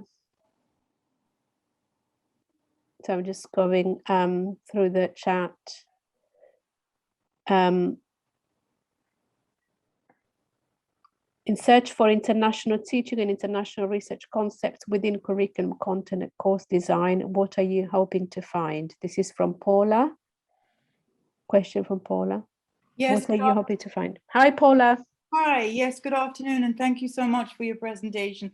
And this really goes back to building on Rania's point, I think, in terms of how international and internationalization is defined and is used and is understood. And I wonder whether or not, because we have a huge amount of research material available on teaching practices and pedagogical approaches, which to me have global reach and understanding, as well as research and research methodological approaches. And so I just worry or wonder what you hope to be pulling out from your analysis of your curriculum content and the design of the programs, and whether or not maybe you're trying to stretch international a bit too far, whether or not we should be looking in those spaces or not.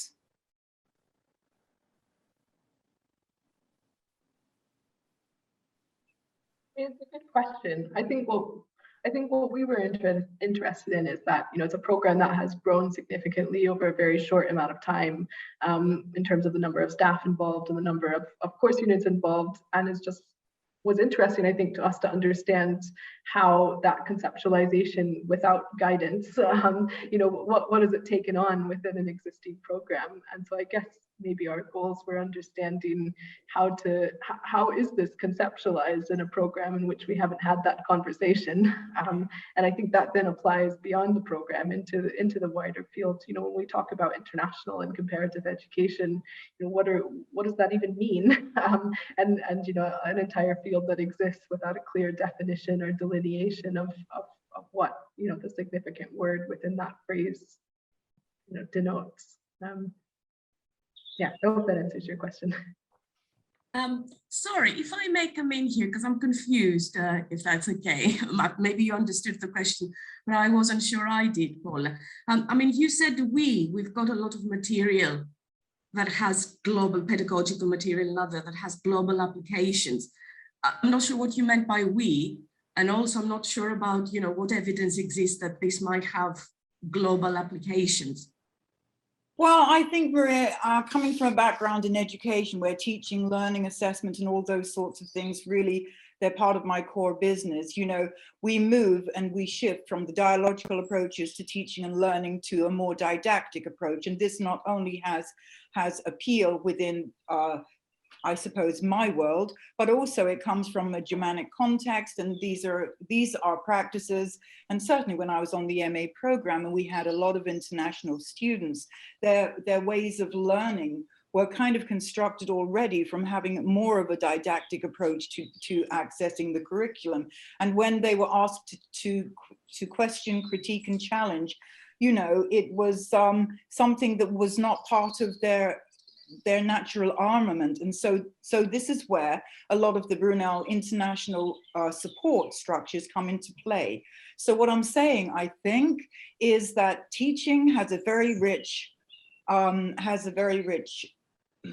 don't know, following. And I think, you know, if we look at teaching as a concept in and of itself, there's an awful lot of literature out there on how children learn and develop and all the rest of it.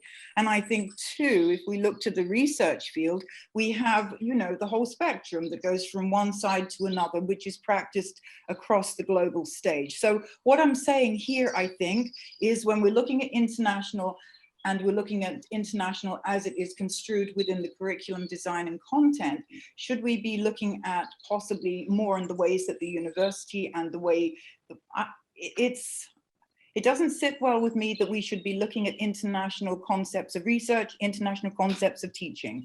And that's perhaps me just being naive this afternoon, I don't know. Again, I'm not sure what you mean international concepts of research. I think that was on an earlier slide where doing the analysis and trying to look at it through the lens of what does international research look like, what is international teaching. And so for me, well, I think if, you know, my understanding was that we were talking more about, you know, how the international is constructed across different contexts. I think this is, you know, the conversation we had before, because I think the position that, you know, most of us expressed is that, you know, it's not a homogeneous concept, it's not a static concept. But anyway, I don't know, somebody else might want to. Well, there's another comment here, Geeta. I've heard very colonial views when some people discuss internationalization through a UK perspective. So thank you. That was a comment. Thank you for the presentation. Let me see if there is specifically a question before we move on to the last presentation. Can I just ask yes, please. Yeah, I just heard like something, but I didn't hear it fully, so I'm not sure whether it's what I interpreted or not. It's from Paula, and you mentioned something about international students not being used to critique or something. Yes, I think it was critical. I think it was sorry, Paula. Paula. I think it was you, Paula, who said that. Oh, absolutely. Absolutely. What is your question?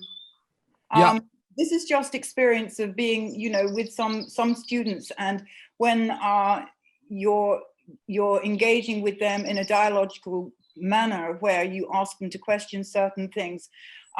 It's been my experience that many struggle simply because they haven't been called upon to think that way, to work that way with material and resources.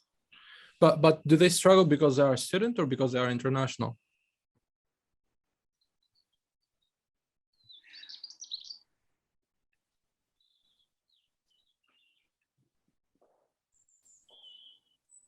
I think that's a very fair question, and I think that it rather depends upon their own background in terms of teaching and learning.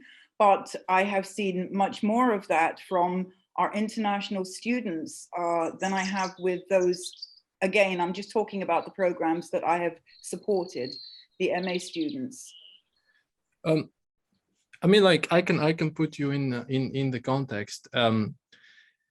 Imagine that you're a student who is already like called upon as an international, and you have experiences from other international students who already experienced a lot of reductionist discourses regarding their criticality and their incompetence and linguistic deficiency.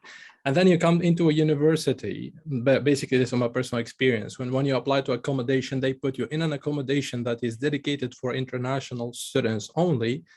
And then when you apply you go through procedures that are only for international students, and you find that you are systematically being othered into becoming someone who is less than a home student. So basically all of these things, they make you quite hesitant to even give an opinion. It doesn't mean that the international student was not critical, and once they came into the UK education, they started learning, oh, this is criticality. No, I had students or participants who dealt with who struggled with criticality, but they did not struggle because they did not have criticality. I had two women from Saudi Arabia who both said that we were so critical in Saudi Arabia, but we didn't know that what we were doing is actually criticality. And when they came here, they discovered that's criticality. Okay, it's really, I think, a very reductionist statement to say that international students are not critical or do not I express. certainly am not generalizing. I'm merely, and I think a lot has to do with the expectations of schooling and the way people are brought through the education system. And believe me, we have had home students as well who have been, you know, diverted to our skills services departments within the university. So it is an observation that I have seen. This is just something. Thank you, Paula. Thank you very much. I'm going to read some of the comments, if that's okay. Okay, Jem, assumptions of international students not participating or uncritical are deficit narratives, and there's an article there. Yeah, thank you for that, Jenna. And yes, certainly also, you know, the feminist literature and, you know, post-colonial literature has critiqued discourses of the international as pathological or in deficit. Yes, Zomin, yes, you would like to say something? Thank you. Yeah, I just want to say something briefly. So we, all of us are here today to explore that's how can we reconceptualizing the boundaries for international education or interculturality. And we don't know how far we can go to reconceptualizing what international might be. And that's what our project is trying to do, is to exploring how far we can go to do that, to reconceptualizing and reconsidering and understanding what international might mean. And the exploration that we are trying to do is coming up from the teaching practice. So we already know that when our teaching staff have been asked the question that does your curriculum design reflect or have an international element in it or not, they seems to do believe that their own course unit have the international elements, and they come from different disciplinary and expertise backgrounds. So we're interested to explore how they each from their own expertise could see the boundaries for understanding international. Thank you. Thanks very much. Any questions, comments? I think, Maria, we can now move to. Sorry, Maria, I think we can now move to the final presentation, which will be you. Okay. Yeah. This is a presentation that I developed jointly with my colleague, Dr. Dori Radai. She wasn't able to join us today.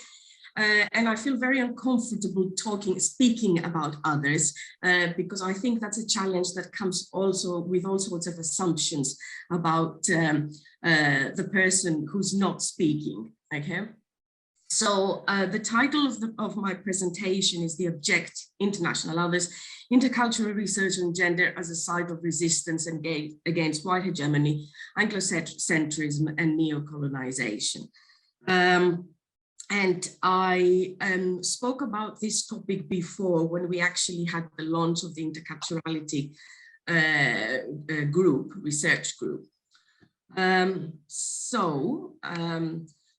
Dori is based in Hungary. She's an independent researcher. She also, I think, currently works for the Democracy Institute in Budapest. So, I mean, from as far as I can remember myself, I was interested in notions of othering, although, of course, when I was young, I wasn't able to conceptualize or theorize othering. But I was very interested in issues around, you know, social justice and exclusion, and exclusions in regards to gender, class, ethnicity, and race.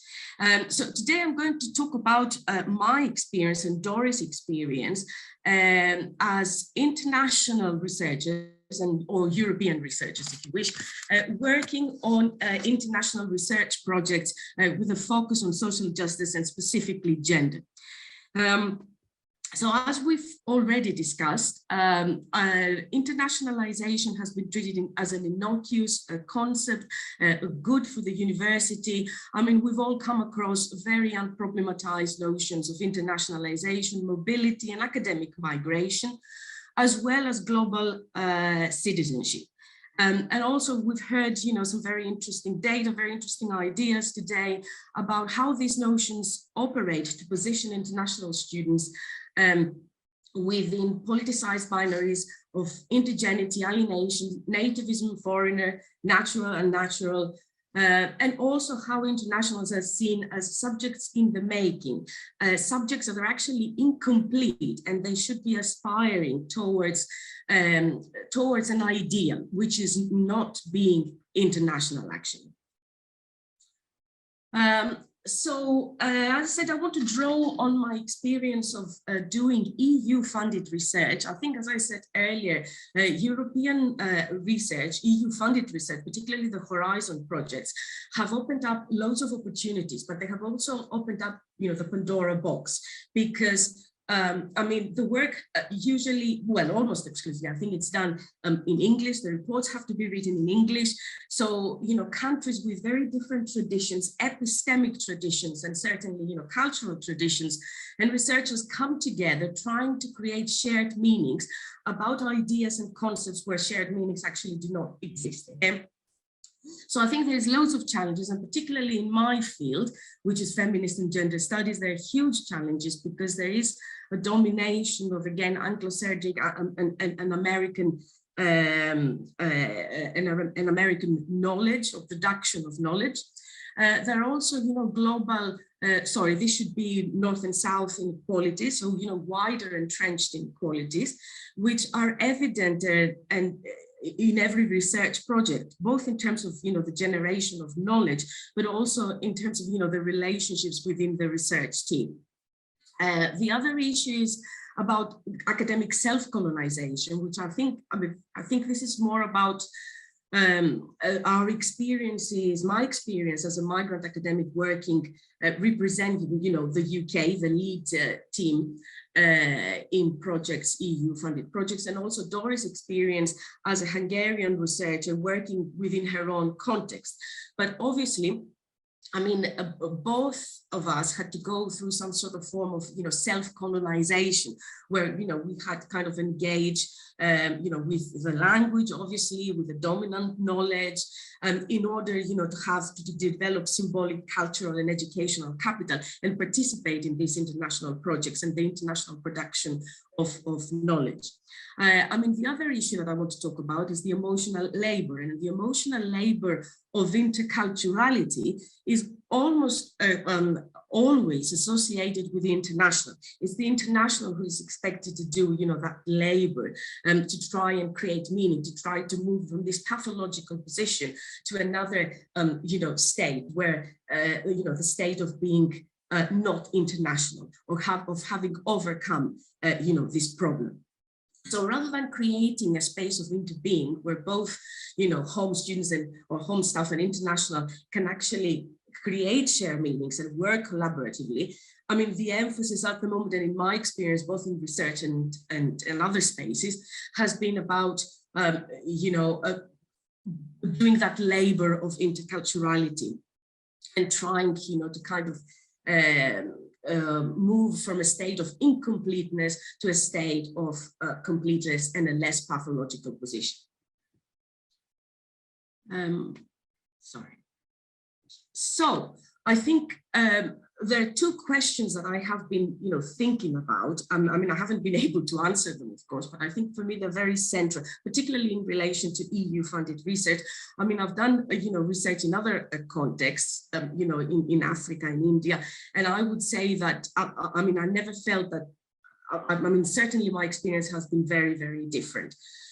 So in this presentation, I want to focus specifically on this notion of on experiences of EU-funded research. So how EU research and research synergies can create new forms of colonization and stabilize gender and racial relations of domination, as well as problematic constructions of international. I mean, international, I mean, at least until recently, we had different categorizations. So we have European, home, international.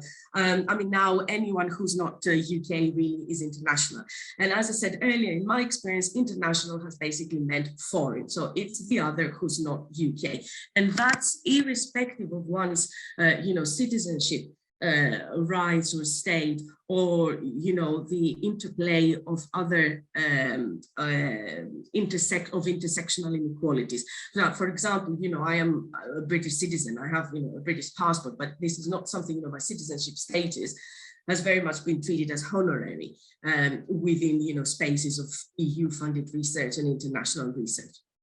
And the second question is around how feminist politics can get entangled with neo-colonial and neo-imperialistic politics, and how we can trace these connections in the European context. And I'm focusing again, as I said, specifically in the European context, because there seems to be an assumption that, since the Horizon opportunity started, and we've been given all these opportunities to work together, as researchers, that would happen in sort of a problematic way, that all countries from Central Europe, countries from the Mediterranean, could actually contribute or could participate on equal terms. However, Europe is not homogeneous. There are, entrenched inequalities within the European context, and countries that are kind of seen as, second class and first class, if you wish.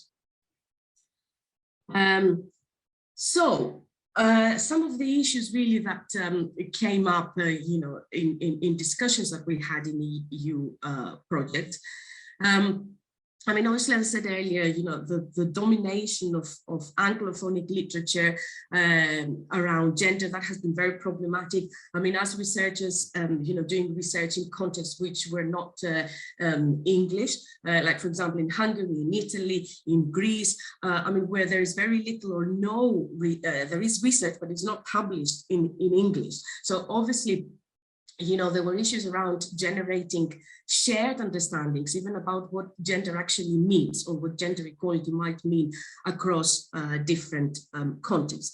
And there was also issues that we had to deal in terms of what equality meant and how equality can be achieved, but also what was the ideal, because obviously, what we wanted to refrain from is to use, the UK as kind of the model, the ideal model that other countries should aspire to. And another issue that was also very relevant was intersectional politics. So in addition to our, categorizations as by others as international or European, whether that was, Southern European or Central European, there were issues around intersectional politics, so the intersectional inequalities or privileges of gender, class, ethnicity, sexuality, and how these played out in the research process within the research teams, and also beyond teams.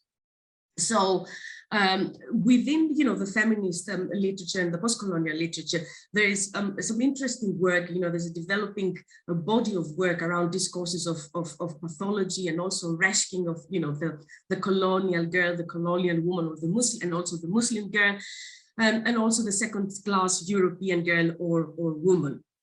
There's also some very interesting work around hegemonic gender performances within, the UK context, and also internationally. And also what we have found in our own work is, a tendency to take a kind of, paternalistic approach towards colleagues, researchers from the Central and the Southern European. How are we going to support them? How are we going to include them? How are we going to help them? Those helpless researchers. And also another issue that we have experienced was intercultural blindness.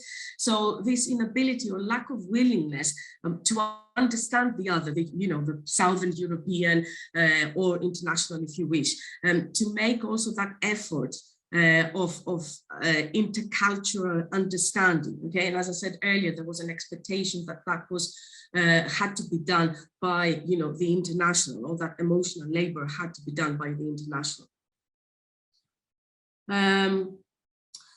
So also Dori and I had very different positions in the project that we participated, because I worked as an academic migrant in the English environment, where she worked in her home context, and also the relationships that we formed within NGO partners and universities were very, very different. But one of the biggest struggles that we had was, trying to find a language to explain gender, and a language also to for creating a shared understanding. I mean, also we all spoke English, we had to write in English, but we also translated all the documents and the reports in the local, in the national languages. So that was, you know, additional labor, but it was also, as I said, a very difficult process. Okay, I'm going to skip this slide. I mean, again, I want to raise more questions actually than give answers. So how can we survive in, you know, the hierarchical world of EU research? I mean, EU research is going to continue for some time, but there's also international, you know, research. But again, you know, some of these issues are relevant to, okay? So how can, we do need to think about coloniality. We do need to think, how are we going to address the coloniality of gender? We do need to think about, you know, how we're going to navigate categories and normative ideas about gender, and certainly other strands of diversity. We also need to think how and what actually happens when borders are crossed. And here I'm not referring only to geographical borders. I mean, as a transnational feminist researcher, I work across borders. And again, I don't mean just geographical borders, but I also mean epistemic borders. How can we operate across borders? How can we move beyond binaries that divide? And also, how can we use methodologies that are decolonized and in an attempt to promote interculturality in social justice research? So, and here I want to talk a little bit about this notion of interbeing, which is very much inspired by Usher's work. And again, I think Usher was inspired by bell hooks' work. So how can we move from this notion of the marginalized other to the examination of the self at the center of the dominant culture? And the self, I mean here, not the international, but the home, okay? So I think it takes self-reflection and takes, you know, cultural humility from both sides. And that's extremely important if we want to create a sense of interbeing where we can work collaboratively. And I think it's essential also that we critique practices and inequalities, entrenched inequalities in various spaces, whether they're research, supervision, or other spaces. How can we learn from each other, but also how can we use relevant literature, including, you know, the post-colonial literature, transnational feminist approaches, to deconstruct essentialist representations? And I think in terms of internationalization, I think it's extremely important, again, whether it's teaching or research, to interrogate colonization within the European context, but also beyond, and also Europeization and Anglocentrism, and how this might have shaped our own identities, our academic identities, learning cultures, and also the internationalization approaches or policies that different educational institutions have taken, just to link that with what Rania said earlier about policies and institutions and international organizations. So I think, you know, we need to think about how we can forge discourses about difference, and that's not only in relation to the international, but also various strands of diversity within the international, okay, around class, race, ethnicity. So how we can forge discourse about difference, which are more attuned to the complexities of, you know, European and international research. Thank you. Well, I've got some references here. Thank you. So thank you, Maria. Stop sharing. Yeah. Thank you for listening. Thank you, Maria. That was perfect timing. I think everybody's tired now, so. Would anyone like to say, it was very interesting. I mean, I've heard this before, and yeah. I find it resonates with me personally as well, coming from a sort of same geographical location as you, as a European, Southern European woman. So is there anyone who would like to ask Maria any questions? I think it just wraps it up beautifully today, because it's about internationalization and the positions of othered researchers within international teams. It touches upon, I like this idea of self-colonizing, academics who self-colonize themselves. Yeah, that was Doris' concept. Yeah, I think it's a great concept, and one that we all certainly, as international or migrant academics, have to do, yeah, to fit in within the internationalized higher education. Absolutely. I mean, I didn't want to sound negative in the sense that, I mean, I do appreciate the opportunities that, you know, EU-funded research has given to all researchers from the global south and from the global north, because I think there seems to be some sort of, you know, misconception that it is really, you know, countries from Southern Europe or Central Europe that have actually benefited. And I think if one looks at the statistics, which I'm happy to share, you know, the UK has got, you know, has received the biggest chunk of EU funding. So it's not, you know, as if countries like, you know, Italy or Greece or Hungary, or, you know, or Poland have actually, I mean, they have been given a favor, okay? I think, you know, there's always give and take, and I think we should be looking at these relationships in a completely different way, rather than, you know, thinking as if, you know, the UK is doing favors to countries. I think one aspect that today, you know, we didn't really touch upon, but it would be interesting, is also how this internationalization is very linked to English as a global language, and the dominance of the English language in this context. I mean, there is lots written around the political economy of the English language. And I think, you know, this self-colonizing of non-English speaking academics relates very closely to the adoption of the English language, and how you have to change your epistemology and the way of thinking once you also have to change the language of your thinking and writing. Yeah, absolutely.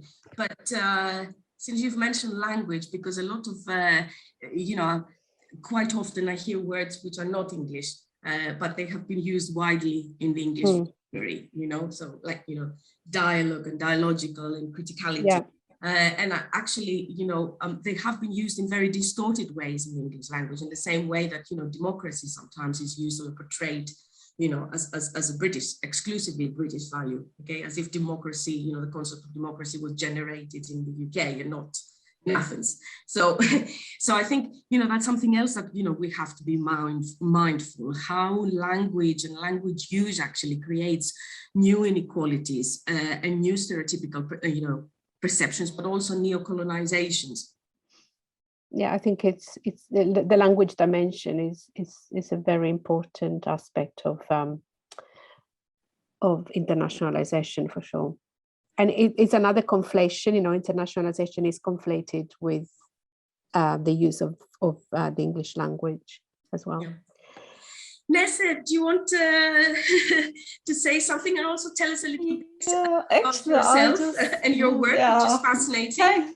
Thank you for inviting me, actually, to this quite informative symposium. Here, actually, I want to emphasize the importance of social justice again in these issues. You know, the language is another point here that is a big issue. You know, I'm from Turkey, so yeah, we are happy that we are just speaking our own language, which is great. But when we came to London, we see that we are almost one of the worst English speakers in the world. That is another issue. I mean, and if you cannot speak English, it means that I mean, they think that in a way they don't know anything about it. I mean, no, I mean. You can speak another language, but you can be best in your area as well as a researcher. So this is another issue. And also the thing is that, I mean, if you are coming from an international part, it means that they are expecting more from you. So the social justice also, as far as I can understand, I mean, you should do the perfect research. So the ones who are considered the best are given more importance, but they don't give any chance to the medium ones. So this is also another issue of social justice, I think. So yeah, thank you so much. Thank you, Nessie. Thank you. Any more thoughts? Any more maybe suggestions about future research or?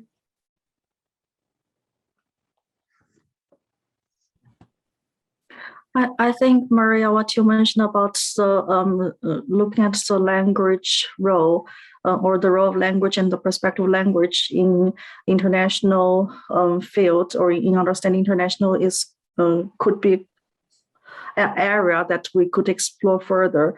One theme that we found in our project is also about the applied linguistic aspects, and there are colleagues thinking about the role of English or like word Englishes and how the power hierarchy is placed in that when we want to engage students in the thinking about international education. But I do still feel that this area is not very clear that how we understand international in terms of the applied linguistic and language aspects. And relate to what's, sorry, is it called as Nesse? Yeah, Nesse just said. I was also thinking about something which might be related. So one of the area that I'm interested in is epistemic injustice. So it's the injustice between different ways and sources of knowing.